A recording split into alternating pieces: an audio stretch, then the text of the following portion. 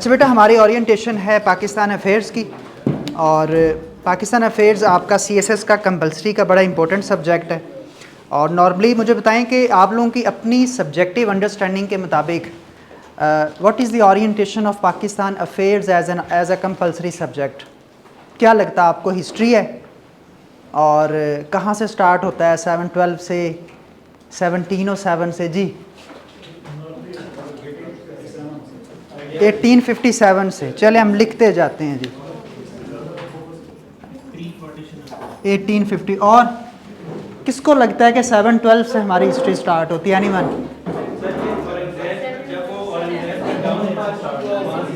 चलें जी, औरंगज़ेब की डेथ होती है ना 1707 में। औरंगज़ेब साहब का भी लिख लेते हैं, ठीक है। ये स्पेसिफिकली औरंगज़ेब्स डेथ,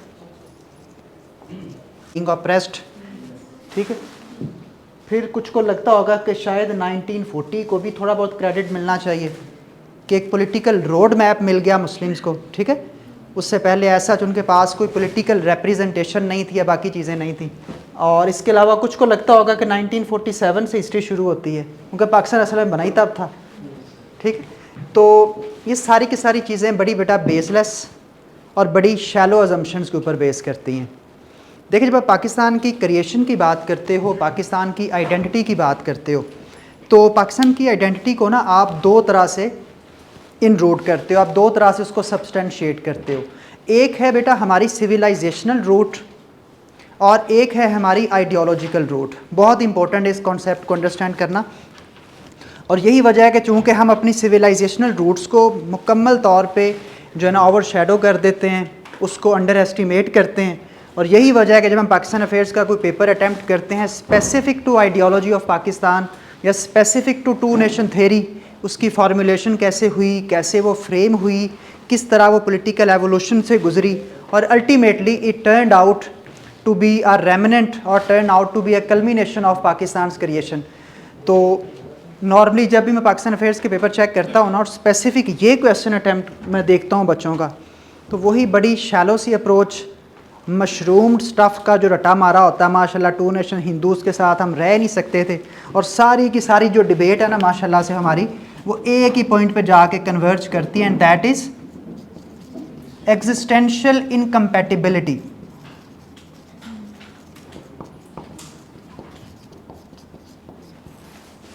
हमें टू नेशन थ्योरी ये समझाई गई है, और हमारे बड़े प्रीडोमिनेंट जो टेक्सचुअल स्क्रिप्ट्स हैं ना, वो भी अल्टीमेटली इसी आइडिया की बात करते हैं। अच्छा, एग्जिस्टेंशियल इनकम्पैटिबिलिटी का मतलब क्या है?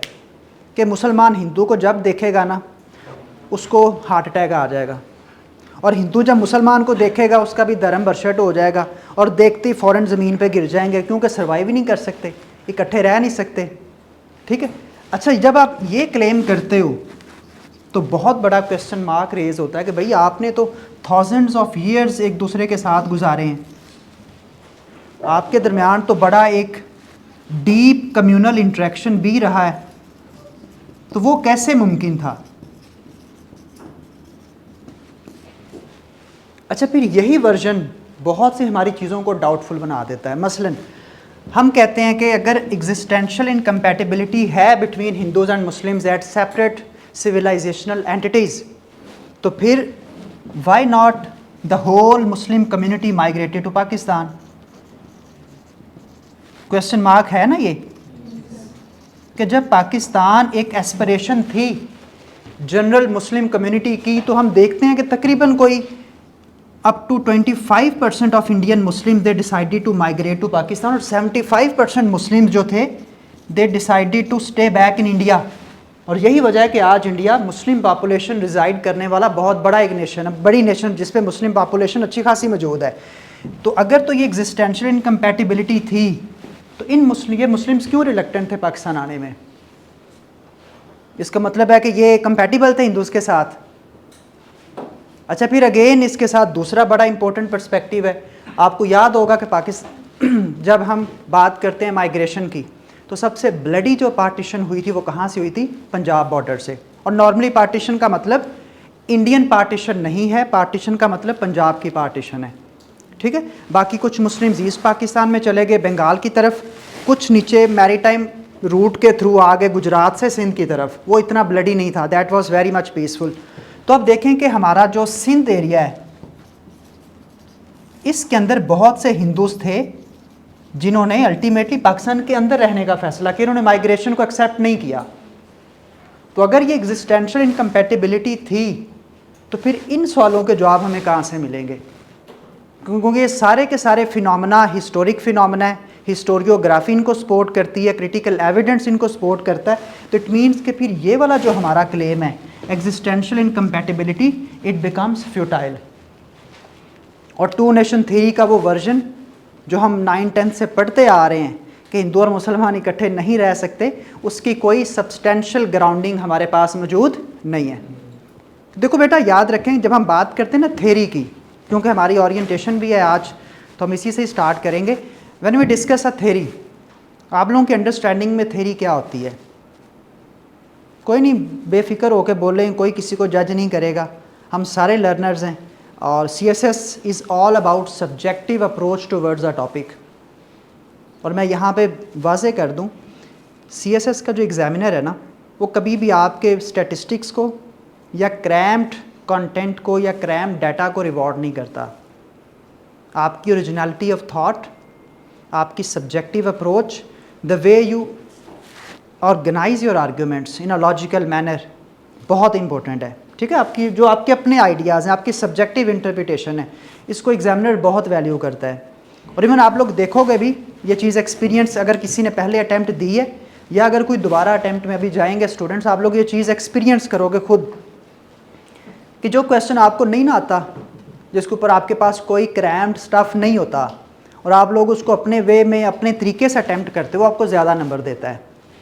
उसकी वजह यह है कि आप एग्जामिनर को बिल्कुल एक नई अप्रोच, एक नई डायमेंशन और एक नया पर्सपेक्टिव प्रोवाइड करते हो, that actually encapsulates the entire phenomena of your originality of thought. तो ये चीज़ बहुत वैल्यूएबल है जब हम बात करते हैं CSS की या किसी भी कम्पिटिटिव एग्जाम की। तो मुझे बताएं कि थ्योरी को लेके क्या अंडरस्टैंडिंग है आपकी? इट मीन्स कि थ्योरी के लिए एक रिजल्ट होना ज़रूरी है। ठीक है, एनीवन एल्स?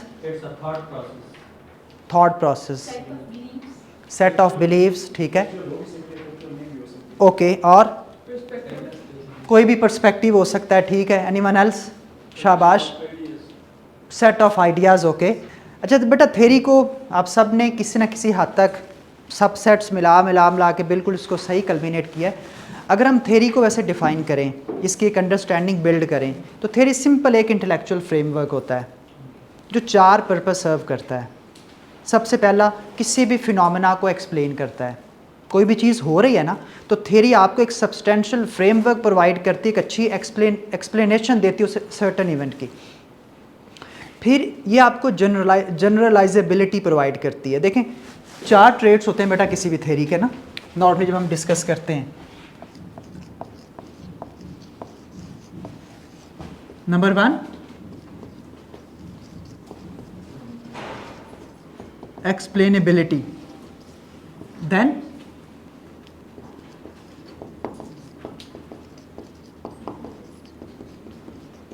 verifiability,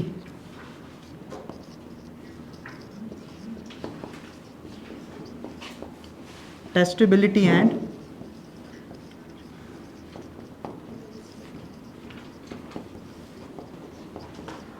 generalisability. अच्छा, एक थ्योरी के सही साबित होने के लिए ना ये 4 ट्रेड्स बहुत इंपॉर्टेंट है। और अगर कोई भी थ्योरी इन 4 कैरेक्टर्स को फुलफ़िल कर रही है ना, तो हम कहते हैं जी वो हमारे पास बड़ी एक सब्सटेंशियल थ्योरी है। उसकी वैलिडिटी बहुत अच्छी है, उसकी रेलेवेंस बहुत अच्छी है, और ओवरऑल अगर हम उसकी एप्लीकेबिलिटी की बात करें, हम कहते हैं ये बड़ी रेलेवेंट थ्योरी है। अगर हम टू नेशन थ्योरी को लेट से अप्लाई कर दें इसके ऊपर, तो क्या लगता है इस क्राइटेरिया को पूरा कर लेगी टू नेशन थ्योरी? नहीं, ऐसा भी नहीं है कि मुकम्मल तौर पे फेल हो जाए, और ऐसा भी नहीं है कि बहुत एक्सीलेंटली सारे के सारे क्राइटेरिया को फुलफ़िल करे। तो कुछ फैक्टर्स को बहुत, यानी कि हम कुछ फैक्टर्स में अगर हम देखें इसका स्कोर होगा समवेयर 95 आउट ऑफ 100, कुछ फैक्टर्स में ये स्कोर करेगी up to 33 out. Passing marks तो ले ही लेगी हर जगह पे ना। बाकी 40 कर लें अगर कंपलसरी का क्राइटेरिया निकाल लें, ठीक है। तो सबसे पहले एक्सप्लेनेबिलिटी। टू नेशन थ्योरी की अगर हम बात करें कि यार देर इज़, सिंपली हम कहते हैं ना कि हिंदूज़ और मुस्लिम्स दो डिफरेंट नेशंस हैं, और वो जो इनके डिफरेंसेस हैं ना वो सिर्फ़ और सिर्फ इनके रिलीजन के अंदर रूटेड नहीं है, इनके सोशल बिलीव्स, इनके हिस्टोरिकल नैरेटिव्स, इनकी कल्चरल ओरिएंटेशन और इनका जो कंडक्ट है टुवर्ड्स लाइफ वो मुकम्मल तौर पे एक दूसरे से डिफरेंट है। तो एग्जिस्टेंशियल इनकम्पैटिबिलिटी की बजाय ज़्यादा चीज़ इंपॉर्टेंट क्या है, सिविलाइजेशनल इनकम्पैटिबिलिटी।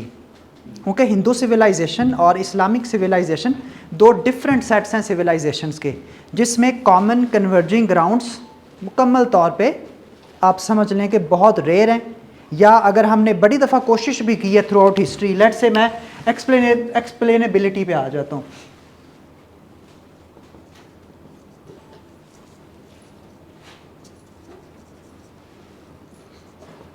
कि हिंदूज़ और मुस्लिम्स के दरमियान सिविलाइजेशनल डिफरेंसेस हैं। इट मीन्स कि इनके दरमियान पॉलिटिकल कंसेंसस के कोई ग्राउंड्स मौजूद नहीं है। चलें अब हम इसको थोड़ा सा हिस्ट्री से देख लेते हैं कि क्या वाकई ये बात सही साबित होती है या नहीं होती साबित। आपको याद होगा लखनऊ पैक्ट हुआ था, कब हुआ था? 1916 में।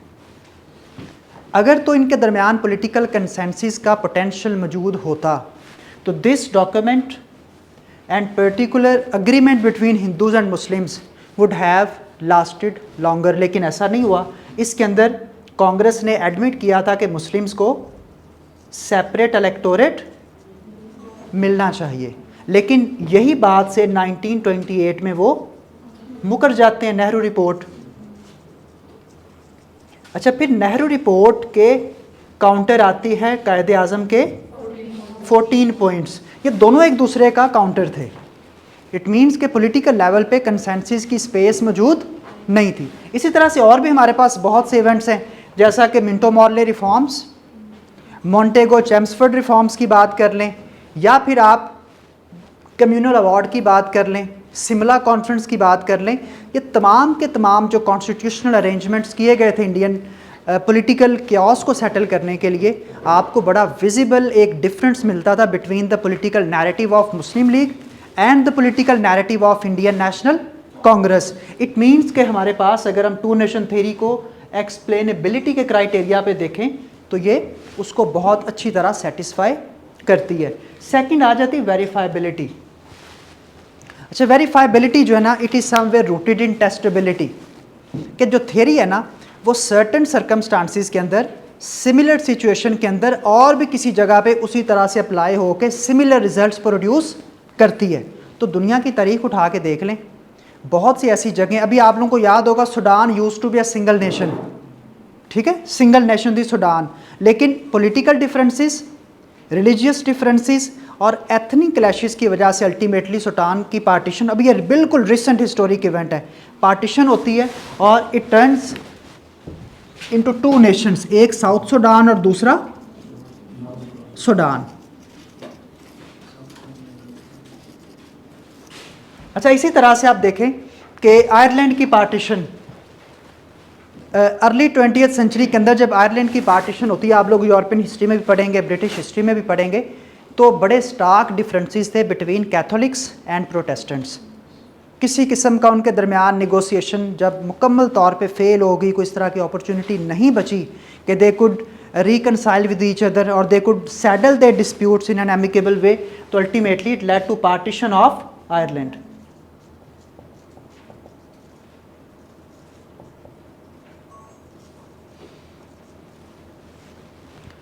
अच्छा, अब अगेन जितने आर्गूमेंट्स हमारे पास फेवर में आ रहे हैं ना, इतने इसके अगेंस्ट पे चले जाते हैं। लाइक आपको याद, अगर हम स्विट्ज़रलैंड की मिसाल ले लें तो स्विट्ज़रलैंड के अंदर आपको कम से कम 10 से 12 डिफरेंट सब नेशनैलिटीज़ मिलेंगी, मल्टीपल एथनिक ग्रुप्स मिलेंगे। अब देखें ना, वहाँ पे चेक्स भी रहते हैं, क्रोश भी रहते हैं, वहाँ पे स्वीडिश लोग भी रहते हैं, फिन भी रहते हैं, मल्टीपल नेशनैलिटीज़ को एग्जिस्ट करती हैं, लेकिन वहाँ पे पार्टीशन कल्मिनेट नहीं हुई।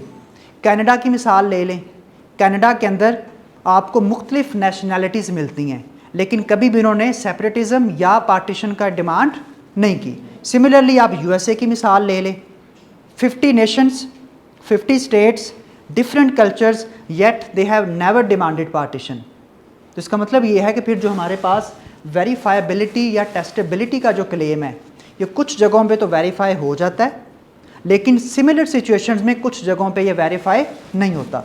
तो ये हमारे पास थोड़ा सा आप समझ लें कि मिक्स्ड इसकी हमें रेलेवेंस देखने को मिलती है।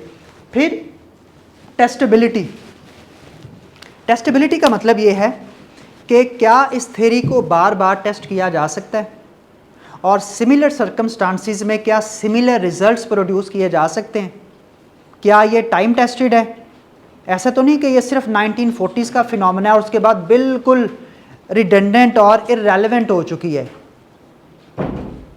क्या टू नेशन थ्योरी आज भी इंटैक्ट है? Do you think so? ये क्वेश्चन आता है पाकिस्तान अफेयर्स में। और जी जी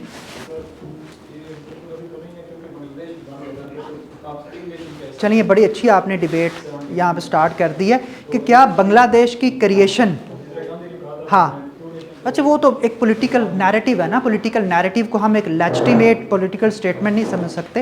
अच्छा दूसरी चीज़ ये है कि क्या बांग्लादेश का क़याम टू नेशन थ्योरी को मुकम्मल तौर पर रिडंडेंट कर देता है, एब्सोलीट कर देता है कि इसकी पॉलिटिकल, कल्चरल और कॉन्स्टिट्यूशनल जो रेलेवेंस है वो मुकम्मल तौर पे ख़त्म हो गई है?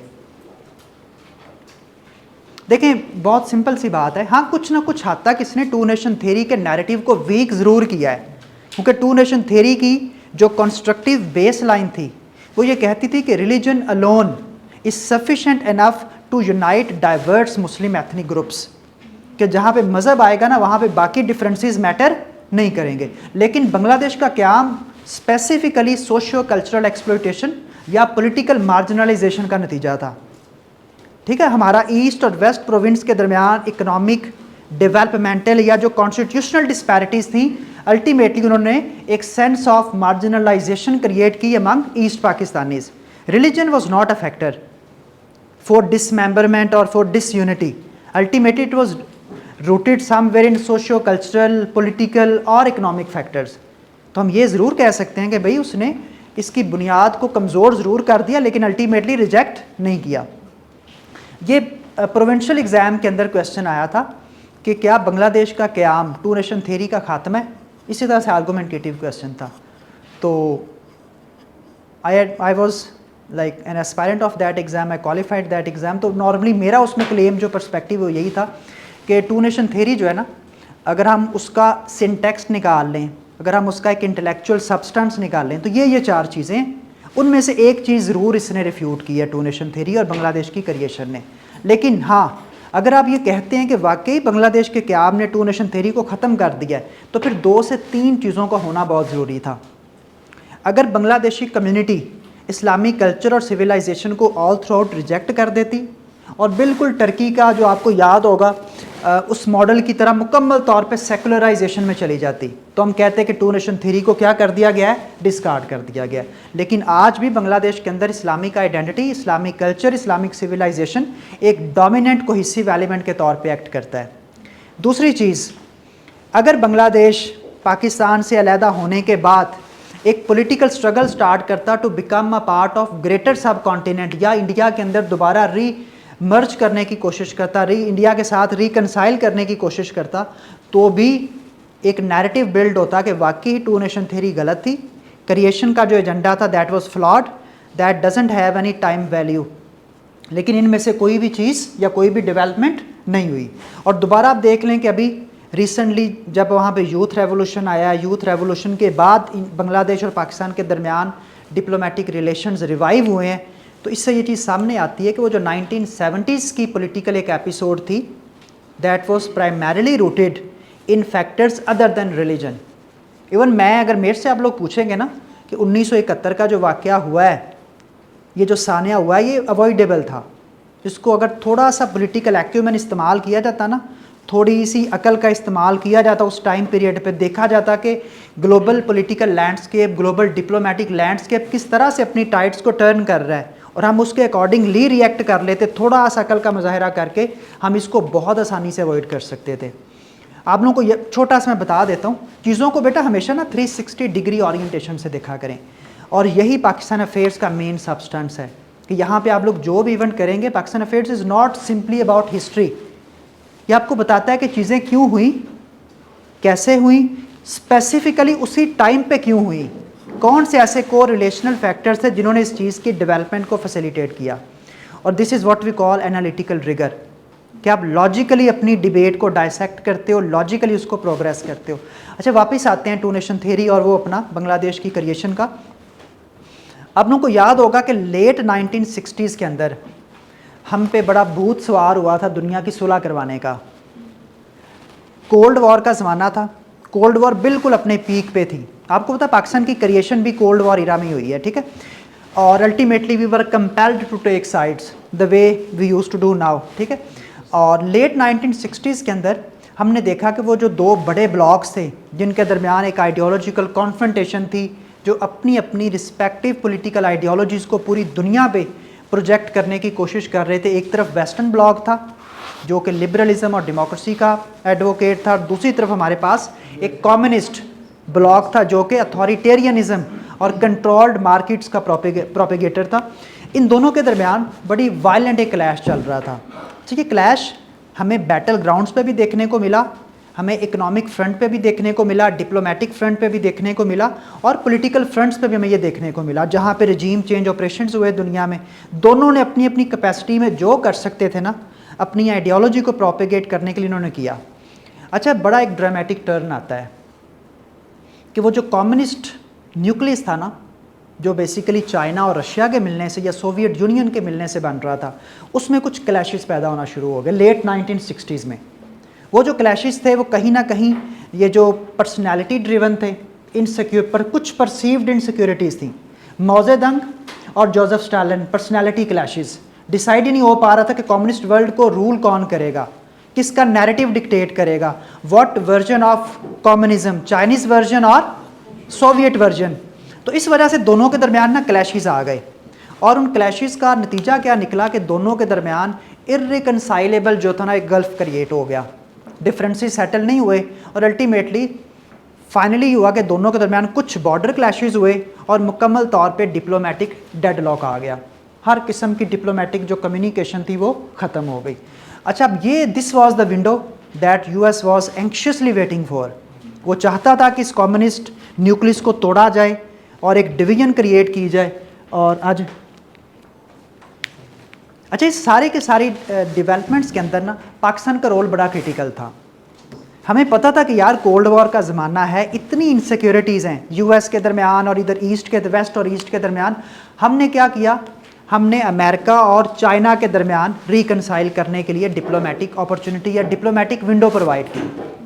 और अल्टीमेटली आपको याद होगा हेनरी किसिंजर आए थे यहाँ पे, हमने कहा जी वो रावलपिंडी गए हैं थोड़ा विज़िट करने, लेकिन उनका मीडिया पे क्या चल रहा है कि ही इज़ इन मरी, और वो एक्सप्लोर कर रहे हैं पाकिस्तान के नॉर्दर्न एरियाज़ को और हमारी जो बड़ा एस्थेटिक लैंडस्केप है। लेकिन त्यारा मुड़ के किधर चला गया, टुवर्ड्स चाइना। दुनिया से सीक्रेट रखा गया। खैर, हमने फैसिलिटेट किया and we acted as a bridge to establish diplomatic connectivity between US and China. अच्छा, इसका रद्द-ए-अमल क्या आया कि सोवियत यूनियन ने इसको बहुत एक ऑफेंसिव और बहुत एक समझने के डायबॉलिकल एक्शन के तौर पे लिया, और इसके रद्द-ए-अमल में सोवियत यूनियन ने इंडिया के साथ एक ट्रीटी ऑफ फ्रेंडशिप साइन की। यहीं से ईस्ट पाकिस्तान की डिसमेंबरमेंट लिखी जा चुकी थी। अच्छा, ये जो ट्रीटी ऑफ फ्रेंडशिप थी उसका टेक्स्ट क्या था कि in case of any external aggression against India, Soviet union and India would collectively assess the situation and react accordingly. यही वजह थी कि जब 71 की एपिसोड चल रही थी तो Soviet naval frigate already Bay of Bengal के अंदर पहुंच चुकी थी, ताकि किसी भी किस्म की जो पाकिस्तान की नेवल एड है उसको क्या किया जाए, ब्लॉक किया जाए। अब देखें ना, ये जो हमने काम किया, नॉर्मली हम लोग इसको ईस्ट पाकिस्तान की कॉज में नहीं लिखते, ये हमारा डिप्लोमेटिक ब्लंडर था, डिप्लोमेटिक फेलियर था। We should have taken Soviets on board, लेकिन हमने उनको मुकम्मल इग्नोर किया। हमने देखा ना, दो भाइयों में अगर लड़ाई हो जाए और आप एक भाई को उनके कॉमन दुश्मन के साथ मिला के क्या आप अचीव कर लेंगे इससे। तो इस तरह सोवियट्स के साथ भी हमारे ताल्लुकात बड़े ख़राब, पहले ही कुछ ख़राब थे, और दूसरा ये था कि हम ईस्टवर्ड जो हमारी पॉलिसी ओरिएंटेशन थी उसके अंदर भी हमें फिर बड़ी नाकामी का सामना करना पड़ा। तो जब हम चीज़ों को 360 डिग्री ओरिएंटेशन से बेटा देखते हैं ना, तो फिर हमें एक होलिस्टिक पिक्चर नज़र आती है। चीज़ें हमेशा ब्लैक एंड वाइट एरियाज़ में नहीं होती, कुछ ग्रे एरियाज़ होते हैं। उन ग्रे एरियाज़ के अंदर से हमारी जो वीकनेसेस है ना वो फ्लरिश करती हैं। अच्छा, इसी तरह चलें, टेस्टेबिलिटी हो गई and then there comes generalisability. अच्छा, जनरलाइजेशन का क्या मतलब होता है? आप एक रिसर्च या एक थ्योरी की असम्पशन को बाकी तमाम सिमिलर थ्योरीज के ऊपर अप्लाई करें और आपको सिमिलर कंसिस्टेंट रिजल्ट्स मिलें। तो जब हम जनरलाइजेशन की बात करते हैं तो बहुत सी रिफॉर्म मूवमेंट्स चली, बहुत सी लिबरेशन मूवमेंट्स चली, बहुत सी नेशनलिस्ट मूवमेंट्स चली। कोई मिसाल दें ज़रा, 19वीं सदी में कौन कौन सी नेशंस आज़ाद हुई हैं कि जहाँ पे इसी तरह की पॉलिटिकल मूवमेंट्स थी सिमिलर टू पाकिस्तान? जी हाँ, डीकोलोनाइजेशन जो हुई है। तो इसका मतलब है कि फिर तो 2 नेशन थ्योरी गलत साबित हो गई। हम बात कर रहे हैं भाई, हमारा मसला था हिंदूज़ के साथ, हमारा तो कॉलोनियल का मसला ही नहीं था, कॉलोनियल उस तरह की इम्बिटरमेंट। कोई ऐसी एग्जाम्पल कि जिसमें नेटिव कम्युनिटीज़ के दरमियान कॉन्फ्रंटेशन है due to certain underlying differences, और अल्टीमेटली वो उनको पुश कर रहे हैं to undertake a political course that would result in fragmentation और सेपरेटिज्म। सोचें, शाबाश।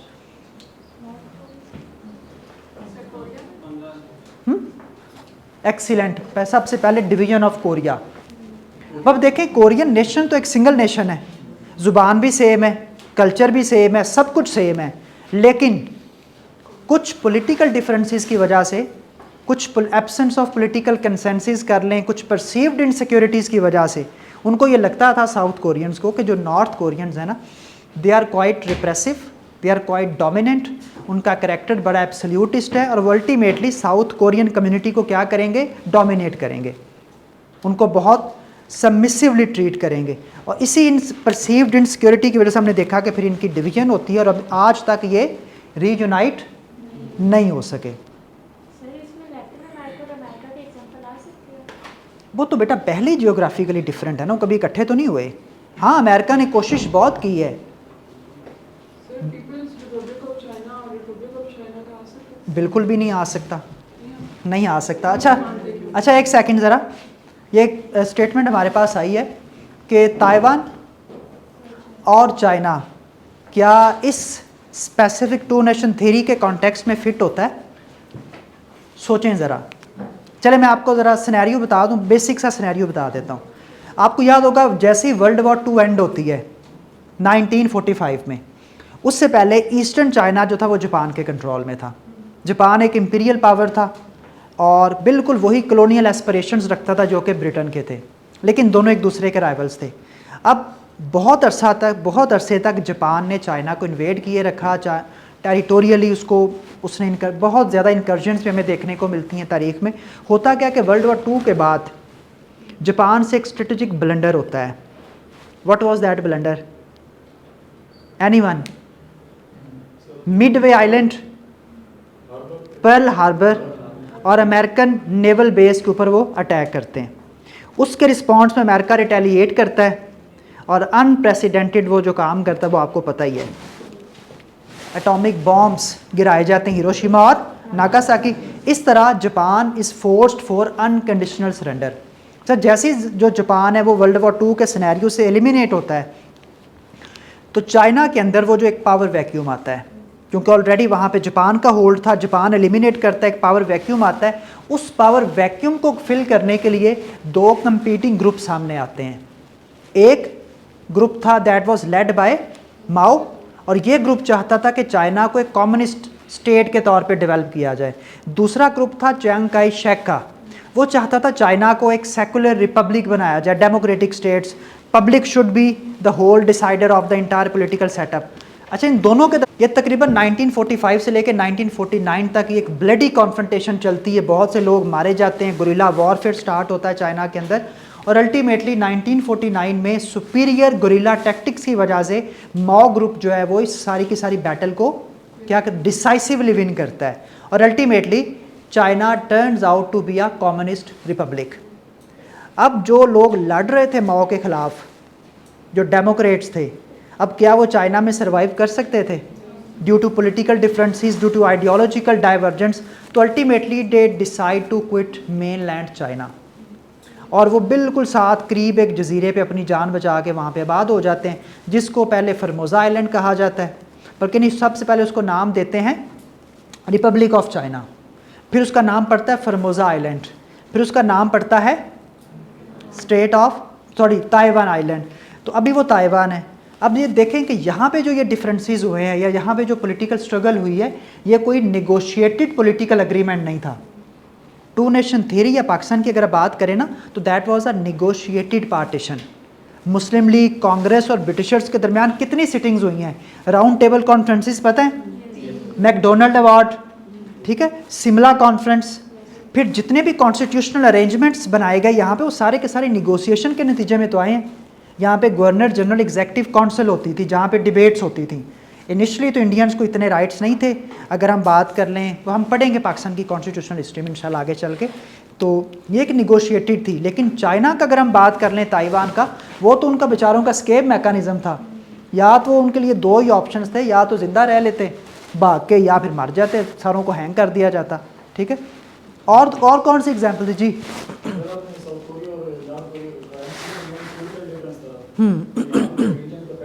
किसका?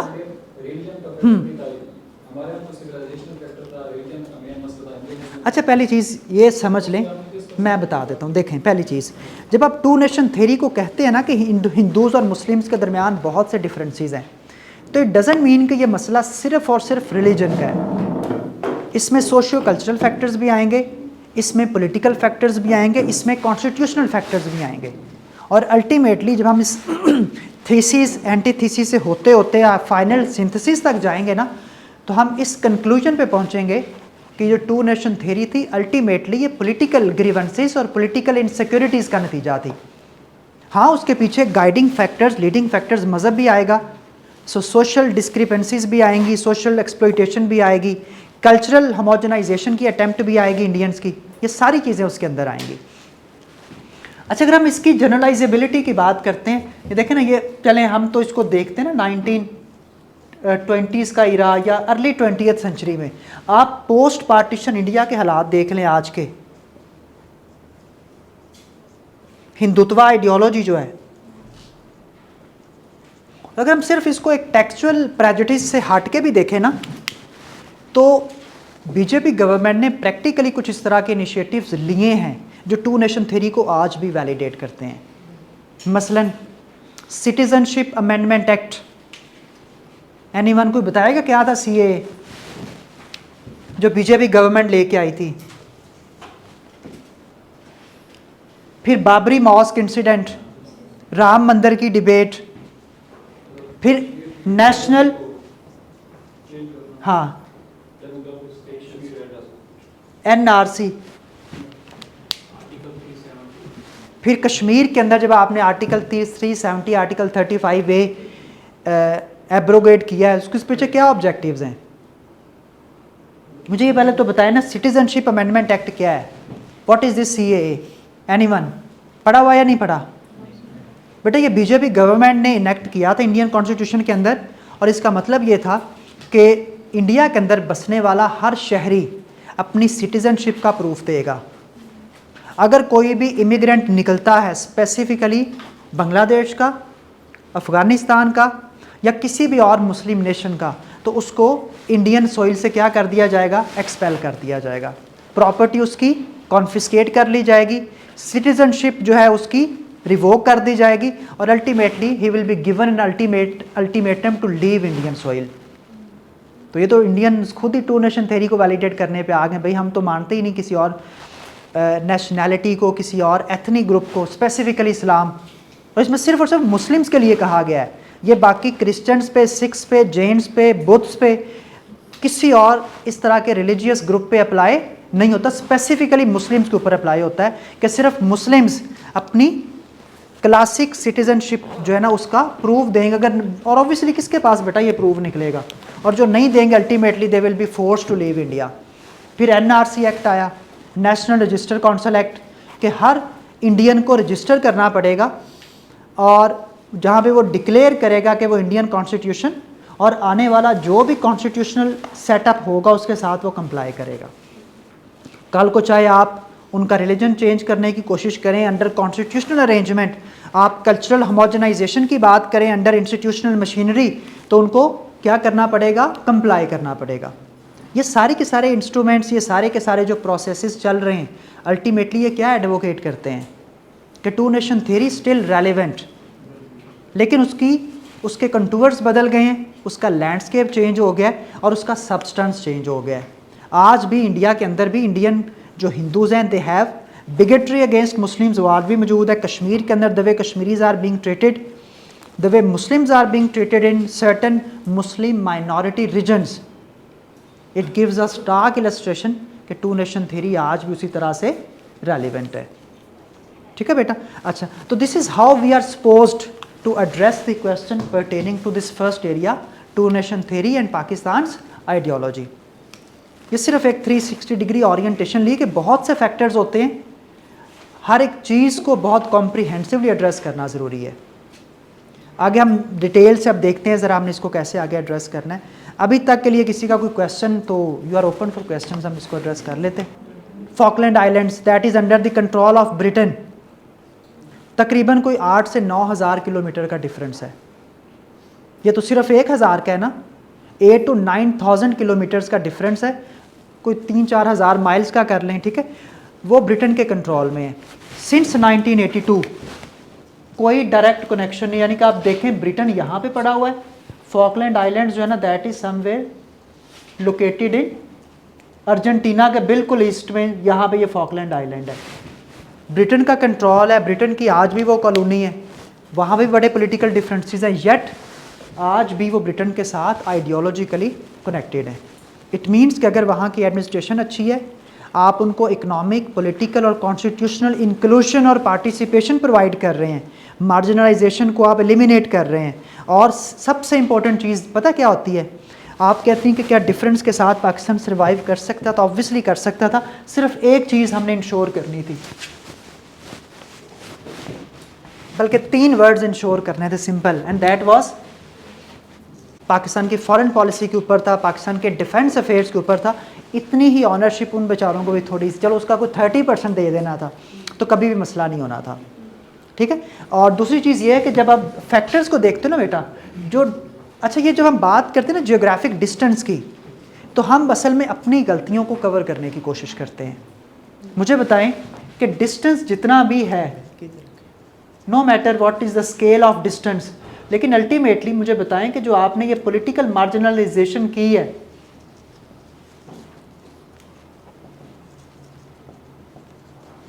जो इकोनॉमिक एक्सप्लॉय,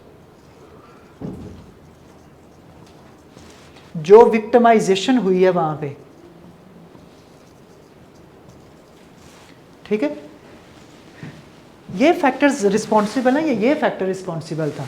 क्योंकि इस फैक्ट, सुने ना मेरी बात, अगर हम इस फैक्टर को देखें तो इस फैक्टर्स के साथ तो उन्होंने सर्वाइव किया ना 47 से लेके 70 तक, 23 ईयर्स उन्होंने सर्वाइव किया इसके साथ, लेकिन जब ये फैक्टर्स आए तो फिर वो 6 माह भी नहीं निकाल सके। आप जो ना ईस्ट पाकिस्तान की सेपरेशन को सिर्फ उस दिसंबर वॉर और ऑपरेशन सर्च लाइट के कॉन्टेक्स्ट में ना देखें। We had lost Bangladesh years before those war या वो दोज मिलिट्री ऑपरेशंस, क्योंकि जब ये चीज़ें आ गई ना, देखो एक चीज़ याद रखो, बहुत सिंपल चीज़, जो बंगाली कम्युनिटी थी या जो बांग्लादेशी कम्युनिटी थी, they are the most politically educated people on Indian soil. East Pakistan के अंदर से ही आपकी मुस्लिम लीग बनती है, ईस्ट पाकिस्तान से ही रिफॉर्मिस्ट मूवमेंट्स का आगाज़ होता है। ईस्ट पाकिस्तानी ही वो लोग थे जिन्होंने ब्रिटिश कॉलोनियलिज्म को सबसे पहले रेजिस्ट करना शुरू किया था, तो पॉलिटिकली वो लोग बहुत एक्टिव थे, पॉलिटिकली बड़ी मोबिलाइज्ड कम्युनिटी थी। तो उस कम्युनिटी के ऊपर अगर आप उनको आपने सारी ज़िंदगी बताया ये कि पाकिस्तान जो है वो एक डेमोक्रेटिक स्टेट होगा, जनाब साहब अगर वहाँ पे स्पीच ये करके आएँ कि बंगाली, सिंधी, बलोची, पठान होने से हमें फ़र्क नहीं पड़ता, वी आर पाकिस्तानी,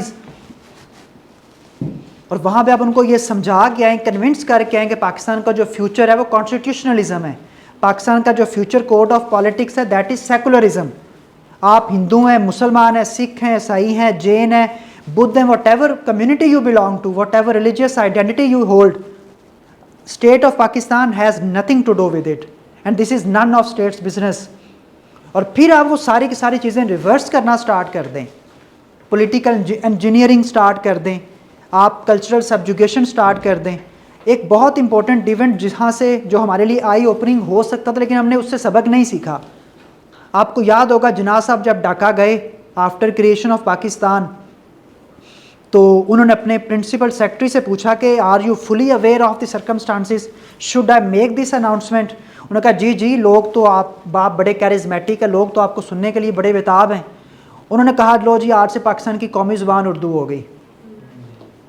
ये बहुत बड़ा ब्लंडर था एक नेशनल लीडर के बिहाफ पे कि वो इतनी बड़ी कम्युनिटी जिन्होंने इतनी सेक्रीफाइसेस की, जिन्होंने इतना सफ़र किया उस सारे पार्टीशन के अमल में, जिन्होंने इकोनॉमिकली आपको सपोर्ट किया, जिन्होंने पॉलिटिकली कम्युनिटी को मोबिलाइज़ किया, उन जाते साथ आप उनकी लैंग्वेज और उनकी लिंग्विस्टिक आइडेंटिटी को मुकम्मल तौर पे अंडू कर दें। और आपको याद होगा इसके फ़ौरन बाद वहीं से प्रोटेस्ट स्टार्ट हो गए थे, और ये प्रोटेस्ट एजुकेशनल इंस्टीट्यूशंस तक गए। वहाँ पे जब पुलिस ने क्रैकडाउन किया और जो हालात ख़राब हुए, वहीं से मामलात बेटा ख़राब हो गए थे। हमने उनकी आइडेंटिटी को रिस्पेक्ट नहीं की। देखिए ना, किसी भी कौम से उसकी ज़ुबान छीन लेना, this is nothing short of fascism. National language हो ज़रूर होनी चाहिए, लेकिन नेशनल लैंग्वेज के साथ आपकी जो सब नेशनल आइडेंटिटीज़ हैं, they should be given due space for existence.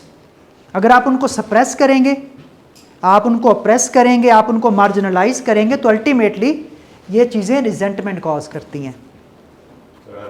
जी जी sir, if I am not wrong, two nation theory का ओरिजिन ही ये था कि मुसलमान और हिंदू साथ साथ नहीं रह सकते। तो व्हाई वाज इट कि जिन्होंने जब पाकिस्तान बनाया या उन्होंने उसका वो सारी फाउंडेशन रखी, तो उन्होंने ये कहा कि ये सेक्युलर स्टेट होगी। ये नहीं क्यों नहीं कहा कि एक अलग मुसलमान स्टेट होगी? बिकॉज अगर उन्होंने सेक्युलर कहा तो isn't that going against the two nation theory? Very good question, address करें इसको। बहुत अच्छा सवाल है। देखें जी, अब यही जो क्वेश्चन है ना स्टूडेंट का, इसी के अंदर ही टू नेशन थ्योरी का सारा जो है ना वो क्रक्स आ जाता है। पहली चीज़ कि was creation of Pakistan meant for Muslims only? The answer is big no, बहुत बड़ी ना है, ये जवाब नहीं था। दूसरी चीज़, फिर पाकिस्तान की क्रिएशन के पीछे राशनाले क्या है? What was the main logical ground between establishment of Pakistan? देखें, जो टू नेशन थ्योरी है ना बेटा, ये बेसिकली ओपोज करती है, मैं इसे लिख देता हूँ।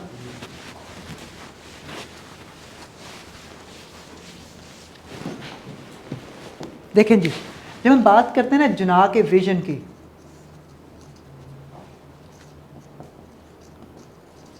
तो हमें इसके ऊपर कोई भी एक कंसिस्टेंट टेक्सचुअल इसेंस नहीं मिलती। अग्री करते हैं सारे? कंसिस्टेंट टेक्सचुअल इसेंस नहीं है जिन्ना साहब के पॉलिटिकल विजन। उसकी वजह यह थी कि बिफोर 1946 उनकी पॉलिटिकल ओरिएंटेशन और उनकी जो स्पीचेस का कॉन्टेक्स्ट कुछ और था। आफ्टर 1946 जब डायरेक्ट एक्शन डे मनाया जाता है, जब हिंदूज़ का प्रॉपर एटीट्यूड आपके सामने आता है, जब पता चलता है कि कम्युनल वायलेंस और कम्युनल डिफरेंसेस अब इंडिया, मॉडर्न इंडिया की बहुत बड़ी रियलिटी हैं, फिर हम देखते हैं कि there was a paradigm shift in Jinnah's political vision and this was a refined version. क्योंकि ये जो देखो, जो चीज़ बेटा इवॉल्व होती है ना, और जो चीज़ एक्सपीरियंसेस से आप सीखते हो, जो आपके पॉलिटिकल एक्सपोजर से ड्राइव होती है, अल्टीमेटली वो आपको एक रिफाइंड ओरिएंटेशन देती है।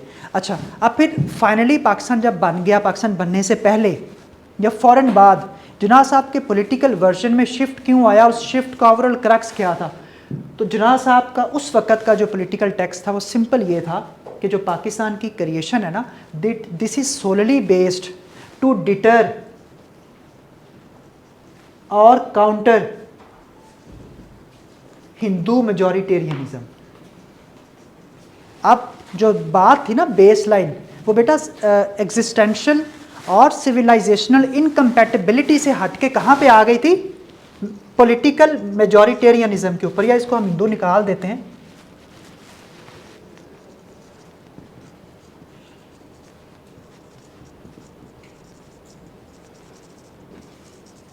अच्छा, ये पॉलिटिकल मेजॉरिटेरियनिज्म क्या है?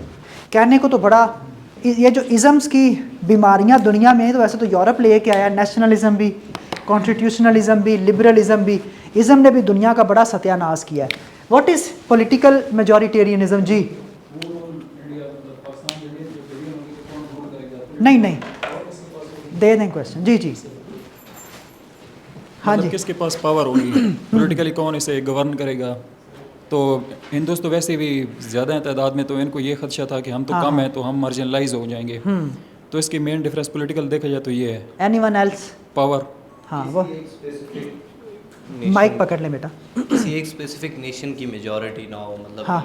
You can say that governing the whole subcontinent. ठीक है, अब देखें कि पोस्ट 1857 हमने देखा कि Indian political landscape it underwent a paradigm shift. Monarchy से शिफ्ट आया towards representative democracy. According to Britishers they took 200 years to civilise India. आपको तो उनका एक मिशन था, सिविलाइजेशन मिशन, जिससे वो अपनी कॉलोनियलिज्म को जस्टिफाई करते थे। तो according to their political narrative they took 200 years to civilise the Indians and they undertook their political training so that they could be prepared to handle democracy and to act as democracy, सारी चीज़ें करने में ना। तो democracy जो है वो किस पे बिलीव करती है? Popular will pay. और पॉपुलर विल कहाँ से ड्राइव होती है? से ऑफ द मेजॉरिटी से या चॉइस ऑफ द मेजॉरिटी से?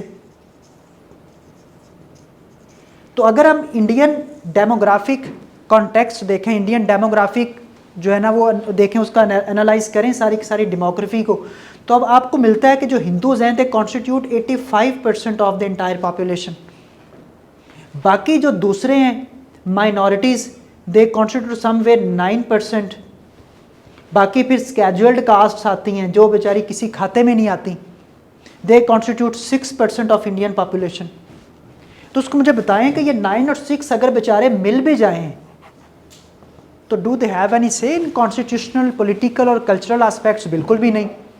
तो जिन्ना साहब ने फिर इंडियन कम्युनिटी को कन्विंस किया, और यहीं से आपको जिन्ना साहब का डायलॉग याद रखना चाहिए। उनका मास्टर तारा सिंह के साथ डायलॉग हुआ था, क्योंकि मुस्लिम्स के बाद सबसे बड़ी माइनॉरिटी कौन से थे? सिख्स थे। मास्टर तारा सिंह, ये शायद आप लोगों ने सुना हो इससे पहले या नहीं सुना हो। ये उस वक़्त के बड़े प्राइम सिखिज़म के लीडर थे जो उस रिफॉर्म मूवमेंट में या उस वक़्त की पॉलिटिकल स्ट्रगल में बड़े एक्टिव थे। तो जिन्ना साहब ने इनके साथ फाइनल 2 से 3 जिन्ना साहब की सिटिंग्स हुई। उन्होंने इनको कन्विंस करने की कोशिश की कि देखें अभी जो डेवलपिंग पॉलिटिकल अपरेटस है ना, इसके अंदर आपके पास स्पेस है कि you can go for partition. East Punjab जो है ना वो आपको मिल सकता है, वहाँ पे अपनी इंडिपेंडेंट ऑटोनमस गवर्नमेंट इस्टेब्लिश कर लें। उसका ये होगा कि दोनों न्यूली इंडिपेंडेंट स्टेट्स एक तो दूसरे के साथ बॉर्डर शेयर करेंगी, पंजाबी लैंग्वेज की वजह से आपस में थोड़ा कॉन्फ़िगर भी कर लेंगी, सिंक्रनाइज भी हो जाएंगी, और दूसरा हम हिंदू मेजॉरिटेरियनिज्म के ख़िलाफ़ एक प्रॉपर बुलवाक इस्टेब्लिश करने में भी कामयाब हो जाएंगे। उन्होंने कन्विंस करने की कोशिश की, लेकिन अल्टीमेटली मास्टर तारा सिंह जो थे वो किसके इन्फ्लुएंस में आ गए? वीपी मेनन के। और वो इन्फ्लुएंस में आ गए नेहरू के।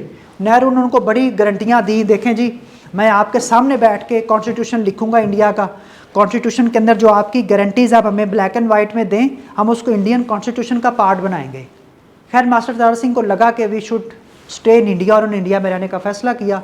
और बाद में इस डिसीजन को, ये जो अगर हम 2 नेशन थ्योरी को अप्लाई करें हिंदूज़ और सिख्स के ऊपर, तो 1986 ऑपरेशन ब्लू स्टार, पता है ऑपरेशन ब्लू स्टार का या नहीं पता? नहीं,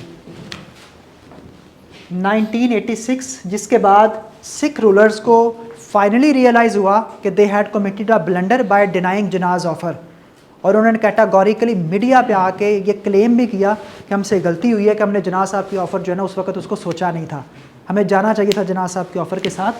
बेटा सिखों का जो सबसे बड़ा टेम्पल है इंडिया के अंदर, दैट इज़ गोल्डन टेम्पल। ये गोल्डन टेम्पल को बिल्कुल आप ऐसे ही समझें जैसे हिंदुओं का सोमनाथ मंदिर था, वही सिग्निफिकेंट है रिलीजियस। तो गोल्डन टेम्पल के अंदर उस वक़्त के जो इनके सिखिज़म के जो थे बड़े resistant fighter, he was Jarnail Singh Bhindranwala जिसको कहते हैं।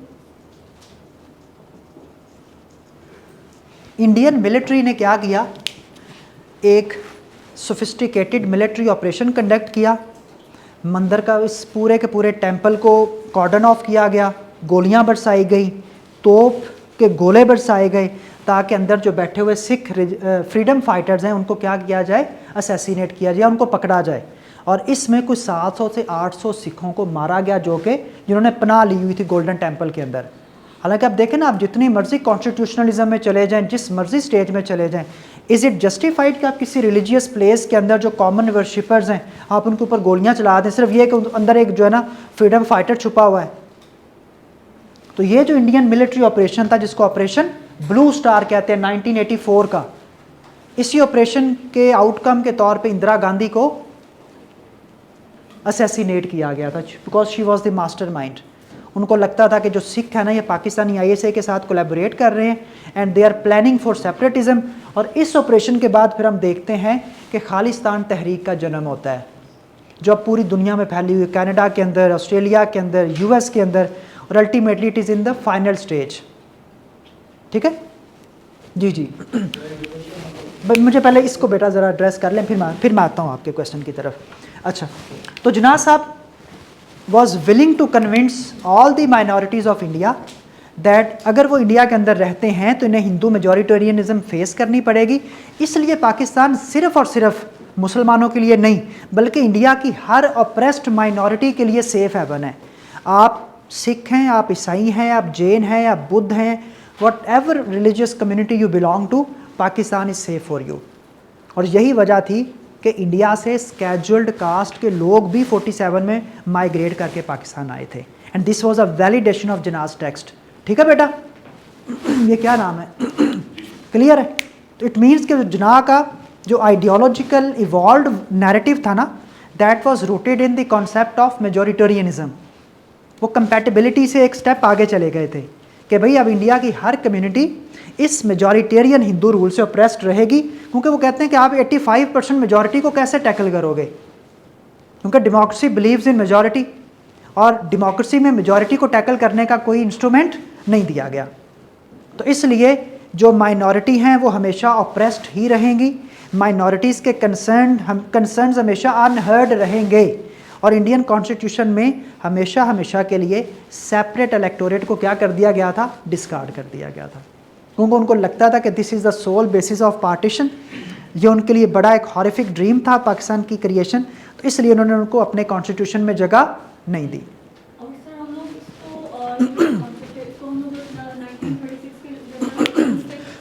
इसमें हम देख सकते हैं ना कि जो हिंदू रजीम आया था तो उन्होंने किस तरह से चीज़ें की थी मुसलमानों के साथ भी, और जो दूसरी माइनॉरिटी से बिल्कुल ऐसी 1937 की जो कांग्रेस मिनिस्ट्रीज़ है ना, आप उनको बिल्कुल एक जो ना ट्रेलर के तौर पे देख सकते हैं कि अगर इंडिया यूनाइटेड रहता तो वो जो हिंदू मेजॉरिटेरियनिज्म थी उसका जो प्रैक्टिकल एक डिस्प्ले हमें मिला वो 1937 की कांग्रेस मिनिस्ट्रीज़ में मिला। अब देखें ना, जैसे ही वो पावर में आए उन्होंने अपनी मेंटालिटी शो कर दी। वंदे मातरम गाना लाजमी करार दिया गया स्कूलों के अंदर, डिस्पाइट द फैक्ट कि अब देखें जी मुस्लिम मेजॉरिटी एरियाज़ में गवर्नमेंट स्कूल्स के अंदर वंदे मातरम लाजमी करने का मकसद क्या है? गांधी की मूर्ति रखने के पीछे क्या ऑब्जेक्टिव है कि हर मुसलमान बच्चा आएगा, पहले उसको जो है ना सलामी देगा, पूजा करेगा, जो कि ऑब्वियसली हमारा प्रोहिबिटेड है इस्लामिक प्रैक्टिसेस में। यानी कि 1937 में कांग्रेस मिनिस्ट्रीज़ ने हर वो चीज़ इंस्टीट्यूशनलाइज की, कॉन्स्टिट्यूशनलाइज की जो कि रिलीजियस, एथनिक और कल्चरल सेंसिटिविटीज़ के अगेंस्ट थी, और ये फिर तमाम इंडियन कम्युनिटीज़ को भी इसका एहसास हुआ। और यही वजह थी कि इसके बाद अम्बेडकर का रोल बड़ा प्रोमिनेंट हो जाता है, क्योंकि अम्बेडकर साहब भी चाहते थे कि एक अलहदा मुल्क बने जिसमें स्केड्यूल्ड कास्ट रहें। और जनाब उसका आपको था जनाब अम्बेडकर डायलॉग भी हुआ और गांधी अम्बेडकर डायलॉग भी हुआ। तो अम्बेडकर को अगर कहा जाए ना फादर ऑफ इंडियन कॉन्स्टिट्यूशनलिज्म तो गलत नहीं होगा कि इंडियन कॉन्स्टिट्यूशनल स्ट्रक्चर के अंदर, इंडियन कॉन्स्टिट्यूशनल टेक्स्ट के अंदर अगर माइनॉरिटीज़ के लिए थोड़ी सी सांस लेने की गुंजाइश पैदा की गई तो this was just because of political struggle of doctor Ambedkar. तो उन्होंने माइनॉरिटीज़ के लिए आवाज़ उठाई और उनके लिए कुछ कंसेशंस ली। जी हिंदू थे, किसमें? 9% मुस्लिम थे ना हाँ, हाँ। इंडिया में, 6 दीगर थे। हाँ, तो अभी का अगर डेमोग्राफिक्स देखें तो पाकिस्तान की आबादी 25 करोड़ है, इंडिया में भी 25, 24, 25 है। उधर उधर मुसलमान इतने हैं। 16, 17 बांग्लादेश में भी हैं। हाँ। तो ये उसको काउंटर नैरेटिव में उसको नहीं करता, उसका काउंटर आर्गूमेंट नहीं है। लेकिन मसला ये है कि क्या डेमोक्रेसी ट्रांस बॉर्डर प्रोजेक्शन रखती है? कि अगर हमने काउंटर करना है तो मुझे ये बताएंगे जो टेरिटोरियल चलें, इस सवाल के जवाब में जाने से पहले ना हम मॉडर्न पॉलिटिकल रियलिटी को पहले अंडरस्टैंड करते हैं। बेटा आज की जो दुनिया है ना, it is driven by nation state system. Nation state जो है ना वो 4 एट्रीब्यूट्स के ऊपर एप्लीकेबल है, मसलन territoriality, population, government and sovereignty.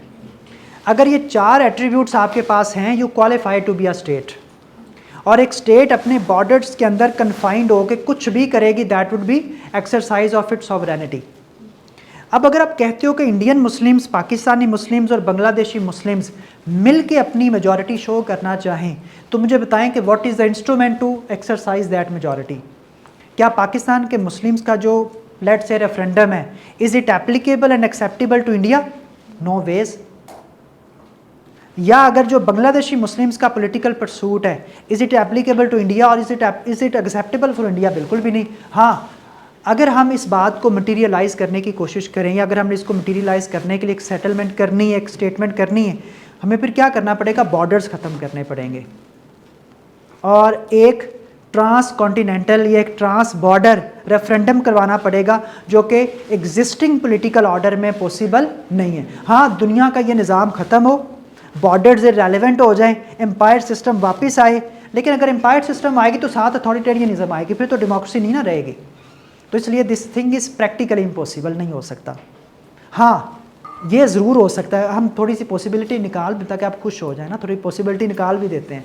Possibility इस तरह से निकालेंगे कि इस डिजिटल रेवोल्यूशन के बाद borders have been diffused, borders में सुराख हो गए हैं। अब आप इंडियन मुस्लिम्स के साथ, बांग्लादेशी मुस्लिम्स के साथ फेसबुक से, ट्विटर से, इंस्टाग्राम से जुड़ सकते हैं, आप पॉलिटिकली उनको मोबिलाइज़ कर सकते हैं, आप आइडियाज़ को प्रोपेगेट कर सकते हैं, सब कुछ कर सकते हैं।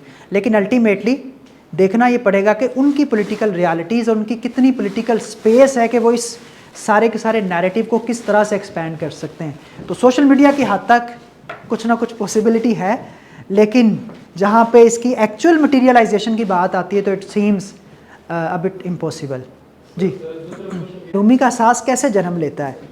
जब आपको मार्जिनलाइज किया जाए, एक्सक्लूड किया जाए, एक्सप्लॉइट किया जाए, बेस्मर्च किया जाए, फिर ये एहसास होता है। तो ये तो आपका स्टेट नैरेटिव है। स्टेट कब रिफ्यूट करती है? स्टेट के लिए तो बड़ा आसान है, सारा कुछ पिछली रजीम पे डाल दें, ठीक है ना। स्टेट इस चीज़ को इंडोर्स करती है कि yet there were political, economic, cultural और social differences that led to a sense of deprivation और मार्जिनलाइजेशन अमंग बांग्लादेशीज। और क्वेश्चन किनका जी? जी जी हाँ, मैं सारा कुछ करता हूँ, बेफिक्र हो रहे जी। इसके। और उधर ही आ हमें जाए। इम्पोर्टेंस हाँ। बता दें कि कौन से टॉपिक इम्पोर्टेंट है और किस चीज़ को कवर करना चाहिए। और सर इसके साथ दूसरा क्वेश्चन, जैसे ये भाई ने किया है कि कुछ फैक्ट्स डिफरेंट हैं और बुकिश नॉलेज डिफरेंट हाँ। है, क्या हमें फैक्ट लिखने चाहिए या बुकिश नॉलेज पे जाना चाहिए? अच्छा, दो चीज़ें हैं कि बेटा, एक होता है पॉपुलर नैरेटिव, एक होता है कंपीटिंग नैरेटिव। सीएसएस आपसे डिमांड करता है कि आप कंपीटिंग नैरेटिव्स को इवेलुएट करो, अपने आर्गूमेंट्स को सपोर्ट करो एविडेंस के साथ wherever you are driving it, और एक बैलेंस्ड डिस्कशन करो। अगर आप वन साइडेड डिस्कशन करोगे वो बहुत शैलो और बड़ी जो है ना समझने के सुपरफिशियल होगी। तो कोशिश ये करें कि ओरिजिनलिटी ऑफ थॉट पे रिलाई करें, मल्टीपल नैरेटिव्स को इवेलुएट करें, बताएं। फर्स्ट करने आप कहते हैं एक नैरेटिव ये है, उसको इवेलुएट करके बताएं एग्जामिनर को, इस तरह से ये वैलिड है और इस तरह से ये इनवैलिड है। तो जब आपकी डिस्कशन में एनालिटिकल डिस्कोर्स होगा तो एग्जामिनर जो है ना वो फिर समझें आपको 15 से 16 नंबर भी दे सकता आउट ऑफ 20, और आ जाते हैं। लेकिन अगर आप वन डायमेंशनल और बड़ा सुपरफिशियल आंसर कर रहे हो, जिस तरह हमारी अप्रोच होती है, हेडिंग लिखो 4 लाइनें लिखो, हेडिंग लिखो 4 लाइनें लिखो, इस तरह 20 में से मैक्सिमम आपको 6-7 नंबर ही आ सकते हैं। वो भी अगर एग्जामिनर थोड़ी सी सखावत का और रहम दिली का मुजाहिरा करेगा, वरना तो आपको पता है कि एक साल पाकिस्तान अफेयर्स में ना 100 में से 21, 22, 14, 15 नंबर भी आए थे। And students were like sir हमारे तो 18 MCQs ठीक थे, फिर नंबर कैसे 14 आ गए। तो ये भी एक्सपीरियंस होता है CSS में। तो CSS में अगर ओवरऑल पेपर का अटेम्प्ट या आपके जो ओरिएंटेशन है ना बड़ी वीक, सुपरफिशियल या अजम्पशंस पे बेस्ड होना, तो वो फिर कलेक्टिव उनका जो माइंडसेट मुका था कहता रगड़ दो सारों को, ये पढ़ के कोई नहीं आया, इनके पास कोई इंटेलेक्चुअल रिगर नहीं है और इन्होंने बिल्कुल जो ना 9th-10th के लेवल का प्रोड्यूस किया हुआ है, तो फिर वो आपको पनिश करता है कलेक्टिवली। जी जी जी बेटा करें क्या? पाकिस्तान की, बांग्लादेश की, इंडिया की ना, हाँ हाँ तो उस टाइम पे भी तो मुस्लिम इकट्ठे रहते थे, तब मतलब इनकी क्या पॉपुलेशन ग्रोथ रेट कम था, युवा भी बढ़ गया, या तब भी इनकी मतलब तब तो ये उनके साथ compete कर सकते थे। फॉर एग्जांपल अभी देखें तो आपको इंडिया पाकिस्तान के तो इंडिया में भी ज़्यादा है, पाकिस्तान में भी मैं ज़्यादा है, छोटी सी मिसाल, बांग्लादेश में भी है। इसी की बात छोटी सी मिसाल सुन लें। अभी पंजाब की मिसाल ले लेते हैं, ठीक है।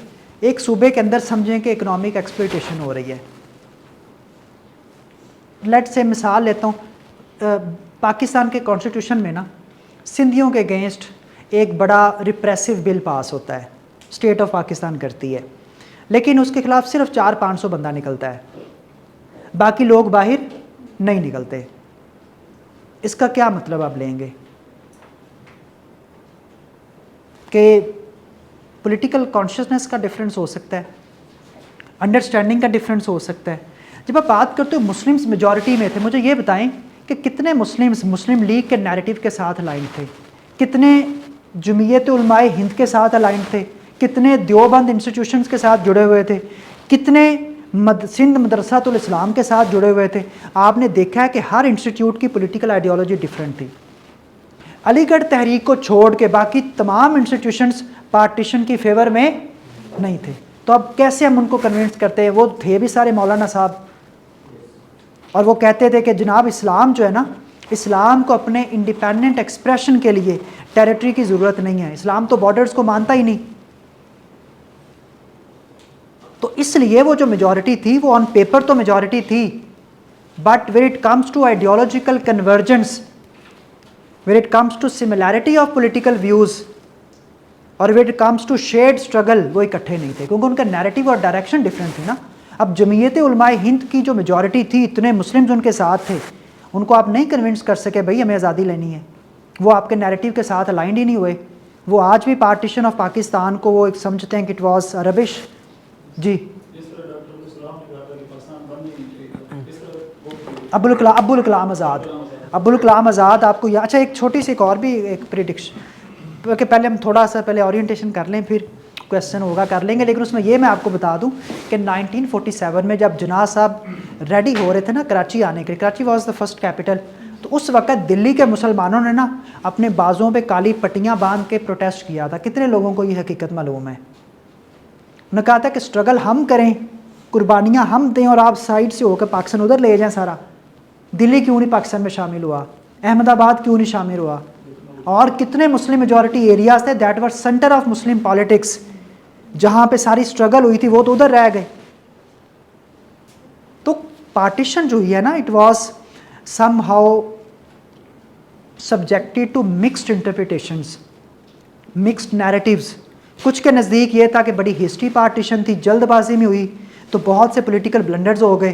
कुछ को लगता है कि it was a negotiated settled phenomena और डिबेट के साथ निगोशिएशन के साथ सारा हुआ है। कुछ को लगता है कि this was a colonial mindset, तो जो ना वो जो कॉलोनियल फोर्सेस थी उनको एक बफर स्टेट चाहिए थी। तो बहुत से कंपीटिंग नैरेटिव्स हैं, आप उनको रिलेटिवली इवैल्यूएट करें, रिफ्यूट करें। जो नैरेटिव स्टेट नैरेटिव के साथ कन्वर्ज करता है उसको सपोर्ट करें, जो नहीं करता उसको डिस्कार्ड करें। जी क्लास के दौरान और teacher had shared with us a book which was written by Ayesha Jalal. बिल्कुल उनकी पूरी वो जो उन्होंने कॉन्सेप्ट लिखा हुआ था, that too for me was very mind. अच्छा, जो मैं बताता हूँ, दो रीडर्स हैं हमारे, दो राइटर्स हैं बल्कि। Ayesha Jalal is not a resident of Pakistan, she lives in the USA just because of her controversial remarks. ठीक है, Ayesha Jalal has done a lot of literally work on exposing Pakistan's military. She specifically writes on Pakistan's military and she exposes the corporate nexus of Pakistan military. ठीक है, दूसरा उन्होंने पाकिस्तान की creation के ऊपर, क्योंकि आयशा जलाल और सुगाता बोस इन दोनों ने इंडियन हिस्ट्री के ऊपर बड़ा काम किया और शेयर्ड इनका लिटरेरी जो है ना वो कनेक्शन है। इन्होंने साउथ एशियन मुस्लिम हिस्ट्री को बड़ा एक्सपोज किया है और उसके अंदर जो नैरेटिव्स बनाए गए, नैरेटिव्स को फैब्रिकेट किया गया, वो काफ़ी हद तक दिया गया है। तो इसलिए कोशिश ये करनी है कि इस तरह के जो कंट्रोवर्शियल ऑथर्स हैं ना, we are not supposed to side them, ultimately you are going to serve the state of Pakistan. But उनका जो स्टेटमेंट थी जहाँ पे maybe it was a move for gaining popularity in the elections for Jinnah, and then एक और उनकी statement नहीं, पहली तो चीज़ ये है, इस बात को मैं अभी डिस्कार्ड करता हूँ कि this was a political card for Jinnah to gain majority. क्या जिन्ना साहब के पास कोई कॉन्स्टिट्यूशनल ओहदा था? गवर्नर जनरल को इलेक्शन लड़ना पड़ता है? Jinnah was not even in need of any political majority और any political support to materialize his decisions. Jinnah साहब गवर्नर जनरल, उन्होंने बैठे बैठे पंजाब का चीफ मिनिस्टर सस्पेंड कर दिया। इफ्तिखार हुसैन महमूद साहब, अयूब खोड़ो सिंध से उन्होंने सस्पेंड कर दिए क्योंकि वो करप्शन में मुलव्वस थे। खान अब्दुल गफ्फार खान को केपी से डिसमिस कर दिया कि यार आप तो स्टेट ऑफ पाकिस्तान के साथ कोऑपरेट ही नहीं कर रहे। जी, डॉक्टर खान साहब। तो जिन्ना साहब चाहते थे पॉलिटिकल कंट्रोल, नई रियासत में पॉलिटिकल कंट्रोल बड़ा ज़रूरी होता है। जिन्ना साहब को कोई उस तरह का, ना तो पीएम बनने के ख्वाहिशमंद थे, क्योंकि पीएम के लिए आपको अपनी कैबिनेट के ऊपर डिपेंडेंट होना पड़ता है। कैबिनेट अगर डिसअप्रूव करेगी आप फैसला नहीं ले सकते। तो जिन्ना साहब वांटेड अनफिटर्ड ऑटोनॉमी, और वो ज़रूरी था बेटा, पहले 3-4 सालों में बहुत ज़रूरी थी वो चीज़। आप नई रियासत है, आपको एग्जीक्यूटिव डिसीजंस लेने हैं। क्या आप ब्यूरोक्रेटिक डिलेज अफोर्ड कर सकते हैं? क्या आप पॉलिटिकल बॉटलनेक्स में फंस के पाकिस्तान के रिफ्यूजी की सेटलमेंट को आप वो ख़तरे में डाल सकते हैं? कॉन्स्टिट्यूशनल आपने सेटअप चलाना है, आपने नई रियासत को चलाना है, आपको एग्जीक्यूटिव डिसीजंस चाहिए, आपको इमीडिएट इन्फोर्समेंट चाहिए, इमीडिएट इनेक्टमेंट चाहिए। तो इसलिए उनका ये लिए बेहतरीन जो डेजिग्नेशन था दैट वाज गवर्नर जनरल, और वो कॉन्स्टिट्यूशनल था इन टर्म्स के Pakistan was initially governed under government of India act 1935। ठीक है।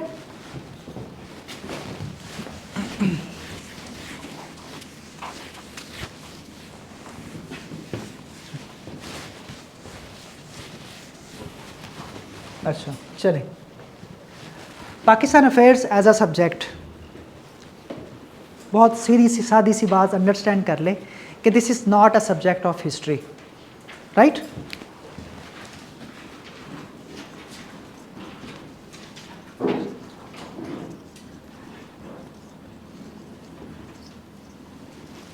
रादर ये सब्जेक्ट ना आपको एक मिक्सचर प्रोवाइड करेगा इसके अंदर। अच्छा, ये को रिलेट करता है ज्योग्राफी के साथ भी, ये सब्जेक्ट को रिलेट करेगा पॉलिटिकल साइंस के साथ भी, ये सब्जेक्ट अलाइन करता है इंटरनेशनल रिलेशंस के साथ भी,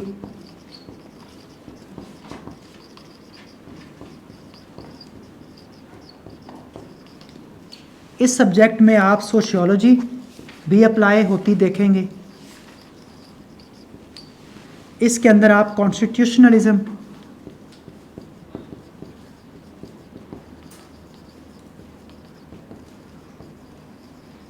हिस्ट्री, तो ये सारे के सारे ना इन सब्जेक्ट्स के साथ ये ओवरलैप करता है, और इन्हीं सब्जेक्ट्स का अगर मिक्सचर निकालें तो आपका पाकिस्तान अफेयर्स बनता है। और यही इम्पोर्टेंट डायमेंशन है। इवन इसके अंदर आपका फॉरेन पॉलिसी,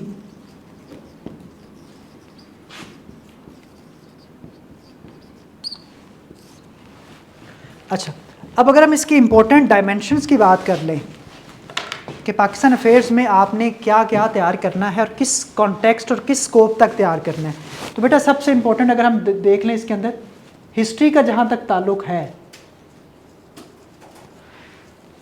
तो एक क्वेश्चन आपका लाजमी इस पोर्शन में से आएगा, और ये जो क्वेश्चन आएगा ना मैं आपको बता देता हूँ किस तरह से आएगा। ये क्वेश्चन आपका आइडेंटिटी ऑफ पाकिस्तान से आएगा। अच्छा, आइडेंटिटी ऑफ पाकिस्तान मतलब पाकिस्तान बनने तक का जो सफ़र है ना सारा, यानी कि इसके अंदर मुस्लिम रूल भी होगा, इसके अंदर आपका कॉलोनियल एक्सपीरियंस भी आएगा,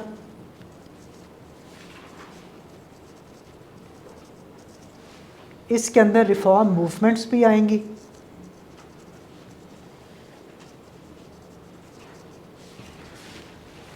इसके अंदर टू नेशन थ्योरी जो हमने पढ़ी है और उसकी मटीरियलाइजेशन भी आएगी। तो ये पूरा का पूरा जो है ना आपका एक क्वेश्चन है, और इसमें से एग्जामिनर अपनी मर्जी से कोई भी एक डायमेंशन आपको पूछ सकता है, और ये गारंटीड है कि एक क्वेश्चन 20 मार्क्स का ये आना है। अच्छा, उसके साथ अगली जो इम्पोर्टेंट डायमेंशन है वो है जी हमारी पोस्ट पार्टीशन, जो पाकिस्तान की कॉन्स्टिट्यूशनल एंड पॉलिटिकल हिस्ट्री।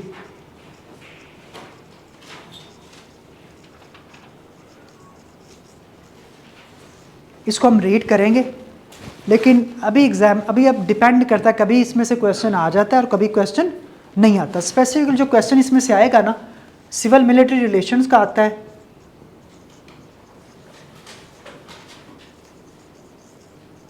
और सिविल मिलिट्री रिलेशंस भी आपसे पुराने नहीं पूछे जाते। अभी आपको पता है इस वक्त पाकिस्तान में एक हाइब्रिड रजीम है, and there is a peculiar nature of relations between civilian government and the military establishment. तो ये पॉसिबल है कि 2027 में ये क्वेश्चन आपको आ जाए। 2024 में भी आया था, क्योंकि उस वक्त 1 पेज की बड़ी बातें होती थी खान साहब की और जनरल कमर जवेद बाजवा साहब की। 2024 में सीएसएस में क्वेश्चन आया था कि इस वक्त के सिविल मिलिट्री रिलेशंस की क्या नेचर है पाकिस्तान में। तो कमिंग ईयर भी ये क्वेश्चन एक्सपेक्टेड है, ठीक है। अच्छा, इसके साथ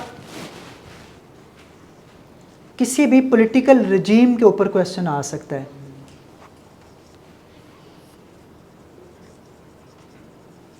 फिर कोई ना कोई अमेंडमेंट के ऊपर क्वेश्चन 2026 में भी आया हुआ था।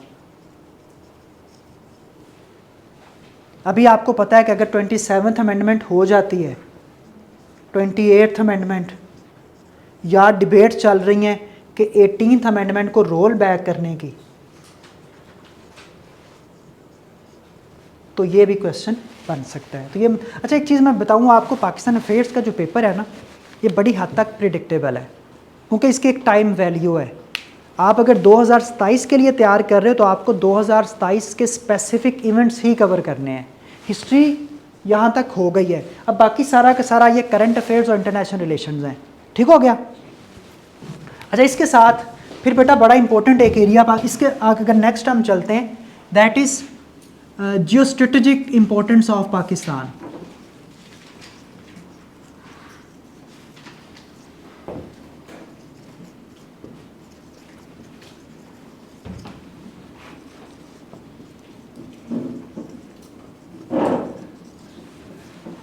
और इसको हम बड़ा कॉम्प्रिहेंसिवली एड्रेस करेंगे, क्योंकि इसमें से क्वेश्चन लाजमी आता है हर साल, और हम थोड़ा वैलिडेट करेंगे कि why Pakistan is a prisoner of its geography.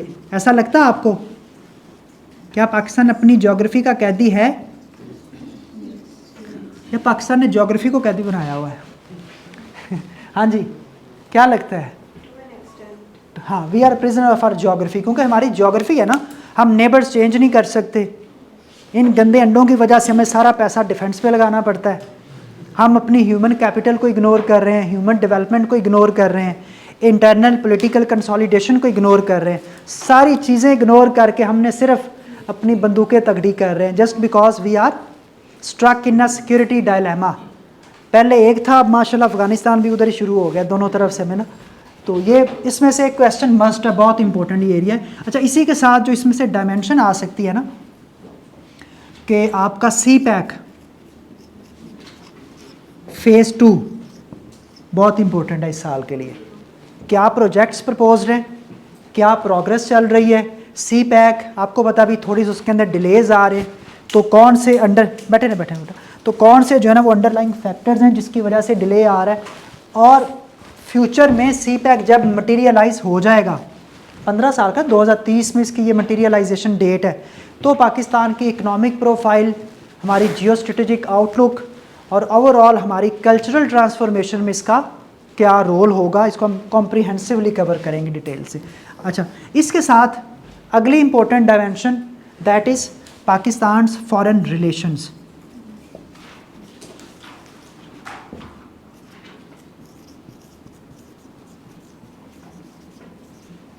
ये सॉर्ट ऑफ आपका फॉरेन पॉलिसी में आ जाएगा, ठीक है।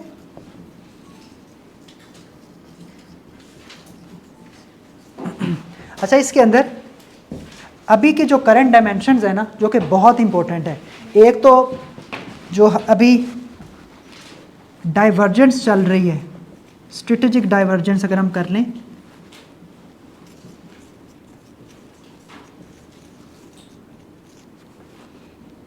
कन्वर्जेंस हमारी किसके साथ चल रही है? With China, Iran and US and Saudi Arabia. इन चारों में से कोई ना कोई लाजमी आएगा बेटा, कंफर्म्ड आपको ये क्वेश्चन आएगा, चाहे वो Pakistan Saudi Arabia defence pact के ऊपर क्वेश्चन आ जाए, चाहे वो यूएस ईरान पीस डील और Pakistan role as a peace maker आ जाए, या वो new phase of Pak US relations. और इसमें आपसे वो ये ओपिनियन डिमांड कर ले कि is this a new picture with old cover या is this an old picture with new cover, कि पहले भी हमने देखा 70 में भी बड़े अच्छे ताल्लुकात थे, 80 में भी बड़े अच्छे ताल्लुकात थे क्योंकि अमेरिका को ज़रूरत थी, या ये भी आ सकता है कि करंट पाकिस्तान यूएस, और ये एग्जैक्ट स्टेटमेंट भी आ सकती है कि current Pakistan US relation showcases a new form of transactionalism. आपको पता है पाकिस्तान और अमेरिका के ताल्लुकात को ना हम देखते हैं ट्रांजैक्शनलिज्म की नज़र से। क्या होती है transactional policy by the way? जी बेटा, नहीं सुना? एटीएम कार्ड का पता है, जब ज़रूरत होती जाके ट्रांजैक्शन कर लेते हैं। हाँ, आसान। ट्रांजैक्शनलिज्म का मतलब होगा कि जब ज़रूरत होगी तो हम गधे को भी बाप बना लेंगे, नहीं ज़रूरत हम उसको दोबारा मुंह भी नहीं लगाएंगे। तो ट्रांजैक्शनलिज्म का मतलब ये है कि आपके जो रिलेशंस है ना वो नेसेसिटी के ऊपर डिपेंडेंट है। क्लाइंट रिलेशनशिप है, क्लाइंटेज, कि जब स्ट्रेटेजिक नीड होगी, जब स्ट्रेटेजिक हालात एडवोकेट करेंगे, नेसेसिटेट करेंगे कि हमें ज़रूरत है। अमेरिका को पाकिस्तान की ज़रूरत थी 1950s के अंदर, because they were looking for a new partner in south Asia, बड़े अच्छे ताल्लुकात, मिलिट्री एड एंड सब कुछ। फिर लेट 1960s के अंदर जब उनको ज़रूरत थी हमारी कि हम चाइना के साथ उनकी जो है ना वो सुलह करा सकते हैं, बहुत अच्छे ताल्लुकात हो गए। लेट 70s और अर्ली 80s के अंदर जब अफ़गानिस्तान के अंदर सोवियट्स ने इन्वेड किया तो उनको हमारी ज़रूरत थी, ताल्लुकात बहुत अच्छे हो गए। उसके बाद 9/11 के बाद जब उनको ज़रूरत थी, उनको स्ट्रेटेजिक लॉजिस्टिक सपोर्ट चाहिए थे अफ़गानिस्तान के अंदर, तो पाकिस्तान की टेरिटोरियल एक्सटेंशन बड़ी ज़रूरी थी। तो इसी तरह से अब चूँकि वो आ गए हैं ईरान के अंदर, ईरान के साथ चल रहा था पीस प्रोसेस, और उसके लिए उनको चाहिए था क्रेडिबल सिक्योरिटी पार्टनर जिसकी अच्छी खासी स्ट्रेटेजिक कन्वर्जेंस हो ईरान के साथ, एक पॉलिटिकल अंडरस्टैंडिंग हो, एक हिस्टोरिक ओरिएंटेशन हो, तो पाकिस्तान उनके लिए बड़ा एक क्रेडिबल पार्टनर के तौर पे सामने आया। तो इसमें से क्वेश्चन आ सकते हैं, ठीक है, इस नेचर के क्वेश्चन आ सकते हैं। सऊदी अरब के, हाँ, सऊदी अरब के साथ आपका क्वेश्चन आएगा हमारा जो स्ट्रेटेजिक म्यूचुअल डिफेंस पैक्ट हुआ है SMDA।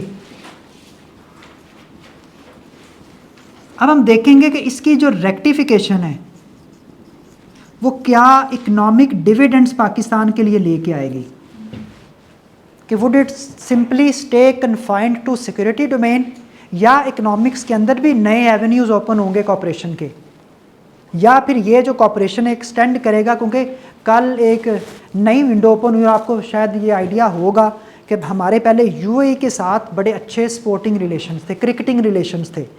अब पाकिस्तान सऊदी अरब मिल के रियाद के अंदर एक नया क्रिकेट स्टेडियम बना रहे हैं, तो इट मीन्स कल को अगर न्यूट्रल वेन्यू के ऊपर पाकिस्तान ने क्रिकेट खेलनी है तो वो दुबई या शारजा के अंदर नहीं खेली जाएगी, बल्कि कहाँ पे खेली जाएगी? सऊदी अरेबिया के अंदर। तो ये एक शिफ्ट आया है। इट मीन्स कि अब जो रिलेशंस है ना वो डाइवर्सिफाई हो रहे हैं, वो इकोनॉमिक फील्ड से स्ट्रेटेजिक फील्ड से शिफ्ट हो रहे हैं towards entertainment, towards sports. Might be possible कल को सिनेमाज आपस में कन्वर्ज कर जाए, जिस तरह पाकिस्तान और टर्की के दरमियान हमने देखा था खान साहब के दौर में। जी, एक क्वेश्चन ये भी आ सकता है कि जिस तरह ईरान पे अटैक किए सऊदी पे, तो डिफेंस पे पाकिस्तान नहीं, ये नहीं क्वेश्चन, ये कभी भी आपको क्वेश्चन इस तरह का नहीं देता, ये कभी नहीं क्वेश्चन आएगा। कुछ चीज़ें होती हैं उनकी ना, कुछ आइडियोलॉजिकल सेंसिटिविटीज़ होती हैं, एग्जामिनर कभी ऐसा सवाल नहीं बनाएगा। आपके क्वेश्चंस वो आएंगे जो डिबेटेबल होंगे, जिसमें आपको अच्छी खासी स्पेस मिलेगी नेशनल नैरेटिव को अप्लाई करने का। ऐसा सवाल नहीं आएगा क्यों एक्टिवेट नहीं हुआ। जी सर, अभी आपने बात की है कि अमेरिका ने पाकिस्तान का as a credible partner choose किया है ईरान के साथ हाँ। बट अमेरिका के लिए तो क्रेडिबल पार्टनर इंडिया भी था, सो व्हाई पाकिस्तान? अच्छा, अब 2-3 चीज़ें आती हैं, सुने। दोबारा क्वेश्चन माइक से करना है तो करवा लें, ठीक हो गया। अच्छा जी, why Pakistan and why not India. देखें, सबसे पहली चीज़ कि Pakistan shares its border with Iran, number 1। हमारे रिलीजियस टाइज़ हैं, शेड कल्चरल वैल्यूज़ हैं, हमारे हिस्टोरिक टाइज़ हैं। और दूसरी जो इस वक्त की करंट ईरानियन रजीम है, मसूद पेज़ेश्कियान हो या फिर आपके जो हैं रागची साहब हूँ, उनकी पाकिस्तानी मिलिट्री रजीम और पाकिस्तानी पॉलिटिकल एलीट के साथ बहुत अच्छी अंडरस्टैंडिंग है। They have sort of family ties with each other, ठीक है। तो उसकी बाकी अगर इंडिया की बात करें तो इंडिया और ईरान के रिसेंटली मैरीटाइम जो ट्रेड रूट और चौक हुआ स्ट्रेट ऑफ हुर्मज़, उसके बाद कुछ बदमज़गी पैदा हुई है। पॉलिटिकल कन्वर्जेंस उस स्केल की नहीं है। इंडिया ईरान के साथ बॉर्डर नहीं शेयर करता। दूसरी उसका मसला ये है कि पाकिस्तान ने इंडियन एयर स्पेस बंद की हुई है, तो it doesn't become a cost effective manoeuvre for India to visit Iran again and again just in order to broker a peace deal. तो इसलिए बहुत से फैक्टर्स हैं related to economics, related to strategic aspects and related to political convergence कि जो पाकिस्तान को एक edge provide करते हैं as a credible security guarantor. और दूसरी इसकी बड़ी वजह यह है कि मुतासरीन में पाकिस्तान टॉप पे आता है। दुनिया में कहीं भी कोई पटाखा चल जाए ना, उसका असर हम पे सबसे पहले पड़ना है। तो चूँकि पाकिस्तान एक डायरेक्ट विक्टिम है इस सारे सिनेरियो का, हम सबसे ज़्यादा वल्नरेबल हैं। हमारा 80% जो एनर्जी है ना, that is dependent on that route. तो उधर से एक पटाखा चलता था, इधर 10 रुपये पेट्रोल महंगा हो जाता था। तो हम चूँकि विक्टिम थे इसलिए हमें सीरियसली, देखो ऐसा नहीं हुआ कि अमेरिका ने खुद हमें कहा कि, हमने खुद इनिशिएट किया ये process. Pakistan was an initiator of this, और इसलिए अमेरिका इस चीज़ को बड़ा एडमायर कर रहा है कि बगैर कहे, बगैर पुश किए जो पाकिस्तान है, और उनको भी ये पता है ना कि हम तो अल्टीमेटली हैं ना, विक्टिम है ना इसके। तो इसलिए Pakistan was at a potential loop कि पाकिस्तान इसको ब्रोकर थोड़ा सा डेविएंट दे दे। अब अच्छा, अगर आप थोड़ा सा, अच्छा कंट्रोवर्शियल हम इसको नहीं कहेंगे, स्टूडेंट थोड़ा सा ऐसे रिमार्क्स देता है that become a bit deviant. तो पहली बात ये कि कोई एग्जामिनर बिटवीन द लाइंस इतना उनके पास टाइम नहीं होता कि वो स्पेसिफिकली ढूंढें कि कहाँ पे इसने रिमार्क्स दिए हुए हैं। Most of the times things go unnoticed. लेकिन अगर आपने बहुत ओवर कॉन्फिडेंट हो के मार्कर से वो लिख के दे दिया उसको कि ये लें जी पढ़ लें जो ये मेरे रिमार्क्स हैं और आप, मैं चाहती हूँ कि आप ये पढ़ें, तो फिर वो आपके लिए प्रॉब्लमेटिक हो सकता है। और कोशिश करें, अच्छा एक और चीज़, सियाने कहते हैं बंदूक हमेशा दूसरों के कंधे पे रख के चलानी चाहिए। तो ये क्लेम ना करें कि मैं ऐसा सोचती हूँ। आप बताएं, देखें जी एक फ़लाँ ऑथर हैं, उन्होंने ये ओपिनियन दी हुई है, फिर उसको रिफ्यूट कर दें कि दिस सीम्स क्वाइट इनवैलिड, हाँ, कि this seems quite invalid and historically over assumed. तो क्योंकि इसमें ऐसा चीज़ें नहीं हुई, बस ये कर दें। देखिए CSS में भाई आपको बड़ा स्मार्ट होना पड़ता है। अपने स्टेट को ये साबित करना आपसे अच्छा ब्यूरोक्रेट उनको नहीं मिलेगा, ठीक है। हाँ, तो ये सिर्फ जी इनके वॉर में जी बस ठीक। सर जो पाकिस्तान और इंडिया का रिसेंट कॉन्फ्लिक्ट हुआ है उस पर आ सकते हैं क्वेश्चन? उस पर अभी रिसेंटली ना एग्जामिनर पता नहीं उसमें इंटरेस्टेड क्यों नहीं है, वो क्वेश्चंस नहीं दे रहा। अब वो थोड़ा पुराना भी हो गया है। लेटेस्ट अगर कोई, हाँ लेटेस्ट जो डायमेंशन आ सकती है ना, आपको पता इंडिया ने ऑफ़र करवाई है पाकिस्तान को, ऑफ़र किया है कि आप लोग हम इंडस वाटर ट्रीटी को रिस्टोर करने को तैयार हैं, आप एयर स्पेस जो है ना वो ओपन कर दें। तो ये एक नया कोऑपरेटिव एवेन्यू खुल रहा है, इसके ऊपर क्वेश्चन आ सकता है। आई थिंक उसके ऊपर पॉसिबल नहीं है इतना। हाँ, अगर उसके ऊपर क्वेश्चन आएगा तो स्पेसिफिक नहीं आएगा। क्वेश्चन इस तरह से बन सकता है कि जो नया सिक्योरिटी इकोसिस्टम डेवलप हुआ है साउथ एशिया का, उसमें बताया पाकिस्तान का क्या रोल है, इस तरह से क्वेश्चन आ सकता है। अच्छा, इसी तरह से हमारा जो फिर आती है वो रिलेशन जिनके साथ हमारी डाइवर्जेंस है। अफगानिस्तान टॉप पे क्वेश्चन लाजमी आना है,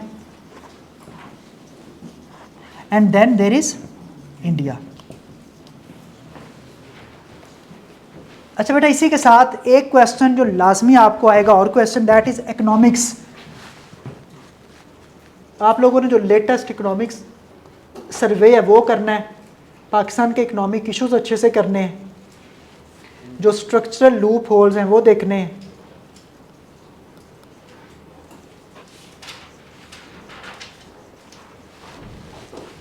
ठीक है। अच्छा, इसी के साथ जो हमारे प्रेवलेंट सोशल इश्यूज हैं ये करने हैं। अच्छा, इस वक्त सबसे बड़ा सोशल इश्यूज के ऊपर लाजमी हर साल क्वेश्चन आता है, वो कौन सा है सबसे बड़ा? Climate vulnerability, floods. ये टॉपिक ऐसे के अंदर भी बड़ा इंपॉर्टेंट है और ओवरऑल पाकिस्तान अफेयर्स के अंदर भी बहुत इंपॉर्टेंट है। ठीक है, इससे रिलेटेड जो आपके कॉन्सिक्वेंसीज हैं इसके।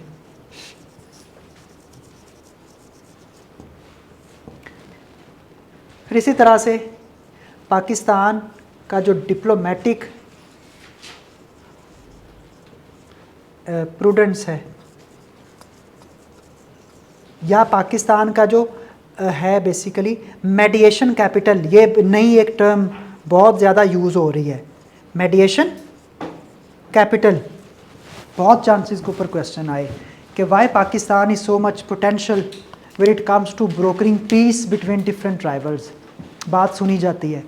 इसी तरह से कुछ इश्यूज़ हैं जिनके ऊपर क्वेश्चन एक आता है। अच्छा, इशू बेस्ड क्वेश्चन एक लाजमी आता है, कश्मीर इशू, पैलेस्टीनियन इशू जिसमें गज़ा पीस प्रोसेस आया है, वो आप लोगों ने अच्छे से करना है। ठीक है।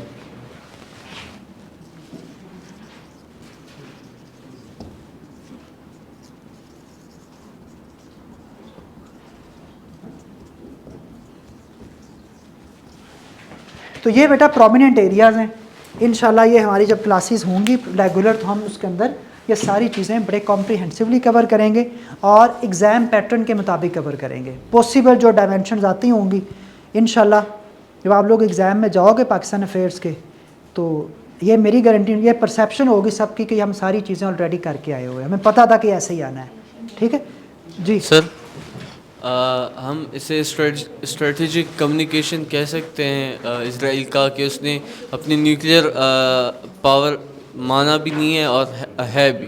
क्या ये भी एक डिटेरेंस की टाइप है? क्वेश्चन है कि क्या हम इसको भी पाकिस्तान की एक टैक्टिक कह सकते हैं कि पाकिस्तान न्यूक्लियर पावर है भी और इजराइल न्यूक्लियर पावर बना है, कंफर्म नहीं है और ये कह भी नहीं रहा, मान भी नहीं रहे कि हम नहीं है। नहीं, इजराइल देखे ना, इजराइल का NSG का वो मेंबर है, न्यूक्लियर सप्लायर्स ग्रुप का इजराइल मेंबर है, इंडिया भी मेंबर है। तो जो नेशंस मेंबर है ना, इम्प्लिसिटली नहीं तो एक्सप्लिसिटली तो वो इस चीज़ को क्लेम कर रहे हैं कि they are nuclear armed country, और Israel is a nuclear armed country definitely. तो उनका स्ट्रेटेजिक हाँ, वो वैसे उसके लिए ना यूज़ करते हैं स्ट्रेटेजिक एम्बिग्विटी। स्ट्रेटेजिक एम्बिग्विटी जो होती है ना, वो एक बहुत बड़ा एक टूल होता है टू कंफ्यूज योर राइवल्स। अब देखें ना, जिस तरह मैं आपको बताता हूँ, पाकिस्तान की जो सिक्योरिटी डॉक्ट्राइन है, पहले हम बिलीव करते थे फर्स्ट यूज़ को हम डिनाई करते थे कि हम जाएंगे फर्स्ट यूज़ में ना। अभी पाकिस्तान की सिक्योरिटी डॉक्ट्राइन क्या है, इस पे मैं इसको कंक्लूड कर दूंगा। What is Pakistan security doctrine in this post Pahalgam security atmosphere? कौन बताएगा? शाबाश, मुसलमानों तुक्के मारो जी। नहीं, security not nuclear, I am talking about security doctrine. हाँ जी, हाँ। अब हम चले गए बहुत एक्सट्रीम जो है ना उस पर ऑफेंसिव लैडर पे। क्या नाम क्या है? ये ब्रिगेडियर खालिद किदवाई साहब ने बताई थी और ये बड़ी खौफनाक किस्म की डॉक्ट्राइन है। यानी कि अब इसका मतलब ये है कि आपका जो राइवल है ना, वो अगर आप पे अटैक करता भी है तो आप रद्द अमल इंतहाई ठंडे दिमाग से दोगे, लेकिन इस स्केल का रद्द अमल दोगे कि दोबारा उसके पास रिटेलिएट करने की गुंजाइश नहीं छोड़ोगे। देखो बेटा, जब भी कोई अटैक होता है ना, ये देखें, दो न्यूक्लियर आर्म्ड नेशंस में, तो एक आता है प्री वॉर बेसलाइन जो कि आपका कन्वेंशनल स्पेक्ट्रम है। इस कन्वेंशनल स्पेक्ट्रम में पता क्या होती है? एक एस्केलेशन लैडर होती है।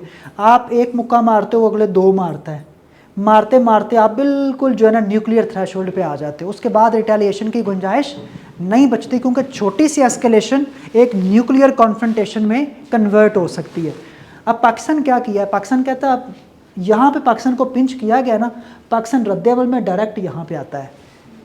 क्या आप बताओ क्या करना है? इसको क्या कहते हैं, इस अप्रोच को?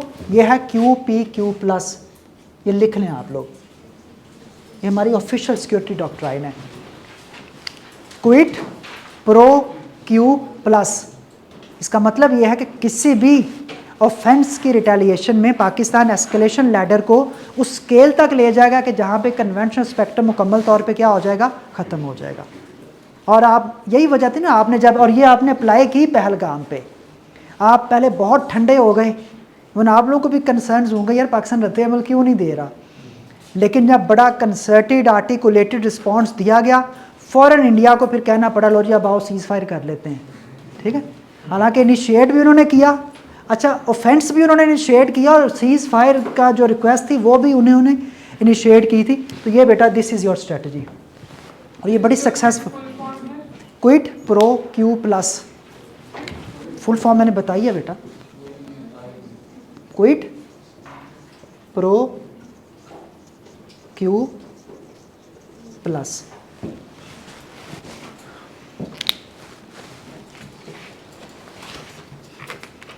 ठीक, चलिए अब नेक्स्ट टाइम जब हम क्वेश्चन स्टार्ट करेंगे टू नेशन थ्योरी का, आई थिंक एक कंसेप्चुअल फ्रेमवर्क बिल्ड हो चुका है, उसमें इंशाल्लाह हम स्टार्ट करेंगे पाकिस्तान की सिविलाइजेशनल रूट्स को और साथ आइडियोलॉजिकल रूट्स को, ताकि अगर ये क्वेश्चन आए तो आप लोग 360 डिग्री ओरिएंटेशन ऑफ व्यू के साथ क्वेश्चन अटैम्प्ट करें, और एग्जामिनर को कुछ अनकन्वेंशनल चीज़ें देखने को मिलें जो बेचारा तरस गया देखने को, वो सारे पाकिस्तान अफेयर्स वाली 9-10 की लाइनें लिख के आ जाते हैं।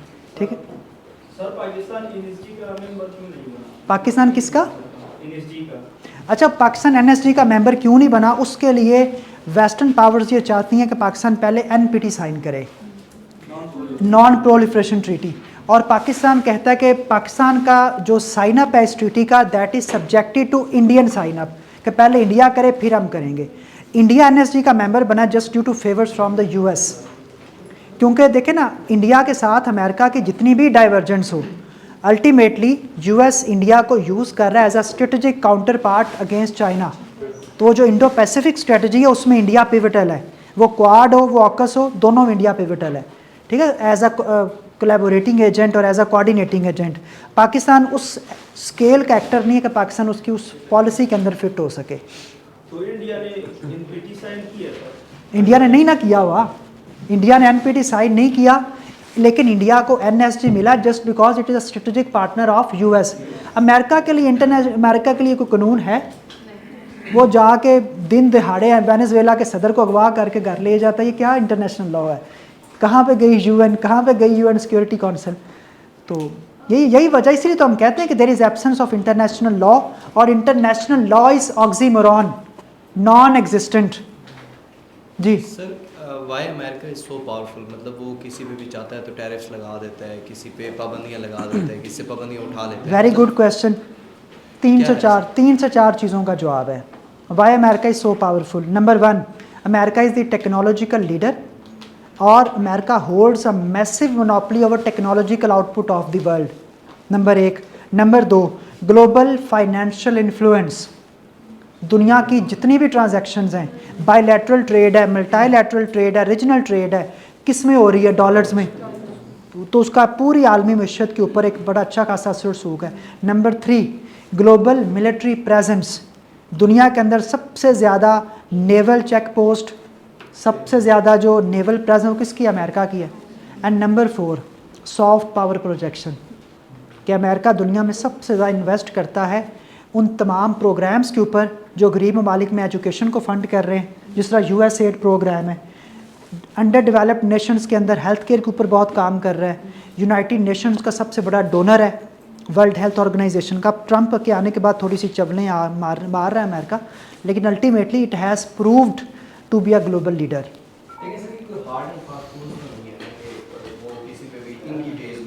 नहीं, यही चीज़ें, अच्छा यही चीज़ें है ना, इसकी वजह से वो करवाता है, क्योंकि उसका इन्फ्लुएंस है। बाकी किसी और मुल्क के पास ये चारों क्वालिटीज़ इकट्ठी हैं? बताएं मुझे। चाइना को हम कहते हैं कि China is a coming super power, मैं कहता हूँ नहीं, देखो सुपर पावर होना is something else, to behave like a super power this is the actual phenomena. China के अंदर वो कैपेबिलिटी नहीं है to act like a super power, to act like a power, क्योंकि चाइना चलता है लो रिस्क अप्रोच पे, zero risk approach पे। वो कहते हैं कि हमने कोई कॉन्फ्रंटेशन नहीं करनी, कोई हमने रिस्क नहीं लेना, हमने सिर्फ इकोनॉमिक्स पे काम करना है। जी हाँ, उसके बाद ये भी मल्टीपोलैरिटी में तब्दील हो रहा है, तो ये मतलब अभी फिनोमेना अभी तक नहीं हो रहा, ये हो आपने रहा है। एक सेकंड क्योंकि चलें, कोल्ड वॉर एंड होती है, दुनिया मोमेंट्री यूनिपोलर ऑर्डर में जाती है, फिर हम देखते हैं दिस रिवाइवल ऑफ मल्टीपोलैरिटी से आगे बेटा। मतलब इसमें रीजनल अलायंसेज हैं, ताकतें हैं जो उभर रही हैं, जिस तरह सऊदी है, इंडिया है, ब्राज़ील है, हाँ हाँ, चाइना तो ऑब्वियसली है ही है। अच्छा बेटा एक चीज़ याद सुने सारे बच्चे, बोलना नहीं बेटा, कि जब 1991 में कोल्ड वॉर एंड होती है ना, उस वक़्त पावर डिफ़ाइन करने के पैरामीटर्स कुछ और थे। उस वक़्त ये सॉफ्ट पावर का कॉन्सेप्ट ऐसा इतना पॉपुलर या इतना एप्लीकेबल नहीं था ग्लोबल पॉलिटिक्स के अंदर। तो हार्ड पावर थी, हार्ड पावर डिफाइंड होती थी in terms of military Arsenal और योर न्यूक्लियर स्टॉक पाइल और your military presence across the world. लेकिन 1991 के बाद हमने देखा कि पावर डिफाइन करने के पैरामीटर्स बदल गए, सिक्योरिटी को देखने का नज़रिया बदल गया। पहले सिक्योरिटी हार्ड सिक्योरिटी थी, अब वो सिक्योरिटी शिफ्ट होगी towards human security, climatic security, environmental security, political security, economic security, ये सारी की सारी सिक्योरिटी की लेयर्स में आ गई। और दुनिया को नई रियलाइजेशन मिली कि भाई अब किसी भी नेशन को तबाह करने के लिए बाहर से अटैक करना ज़रूरी नहीं है, आप किसी नेशन को फ्रॉम विद इन भी तबाह कर सकते हो। एक डिवास्टेटिंग फ्लड आपको तबाह कर देगा, एक मैसिव जो फूड क्राइसिस है वो आपकी नेशन को एक सिविल अनरेस्ट और क्योस की तरफ पुश करके आपको सिविल वॉर की तरफ लेके जा सकता है। एक साइबर अटैक आपके सारे इकोनॉमिक इंफ्रास्ट्रक्चर को तबाह कर सकता है। ठीक है, तो दुनिया की नई रियलाइजेशन मिली post 1991। The same goes with power. अब पावर जो है ना वो सिर्फ वेपन्स की फॉर्म में नहीं डिसाइड होती। There is power of ideas, there is power of influence, there is power of technology, there is power of economics, there is power of perception as well. तो अब इन तमाम चीज़ों में कुछ नेशंस हार्ड पावर में बहुत अच्छी हैं, दे हैव देयर से, कुछ नेशंस टेक्नोलॉजिकल आउटपुट में बहुत अच्छी हैं, आज वो भी पावरफुल नेशंस में आती हैं। कुछ नेशंस का सॉफ्ट पावर जो है ना इंडेक्स बहुत बेहतर है, वो भी अपनी जगह बनाने में कामयाब हुई हैं। तो आज आपको मल्टीपल पावर्स नज़र आ रही हैं and each nation has its on spectrum of power. कोई सॉफ्ट पावर में है, कोई आइडियोलॉजिकल पावर में है, कोई आइडिएशनल पावर में है, कोई मिलिट्री पावर में है, कोई टेक्नोलॉजिकल पावर में है। ठीक है, तो आज इसलिए दुनिया मल्टीपोलर है, लेकिन ये कोई इतनी कॉन्फ़िगरेशनल मल्टीपोलैरिटी नहीं है। This is a fragmented multipolarity. Multiple conflicts हैं, क्राइसिस हैं, क्लैश ऑफ आइडियोलॉजीज़ और सारी चीज़ें। हम समझने के ना पोस्ट ट्रुथ वर्ल्ड के अंदर रह रहे हैं, जहाँ पे सच भी सच से लड़ रहा है, झूठ झूठ से लड़ रहा है। ठीक है, everyone is at war against everyone, वो वाला सीन है जी।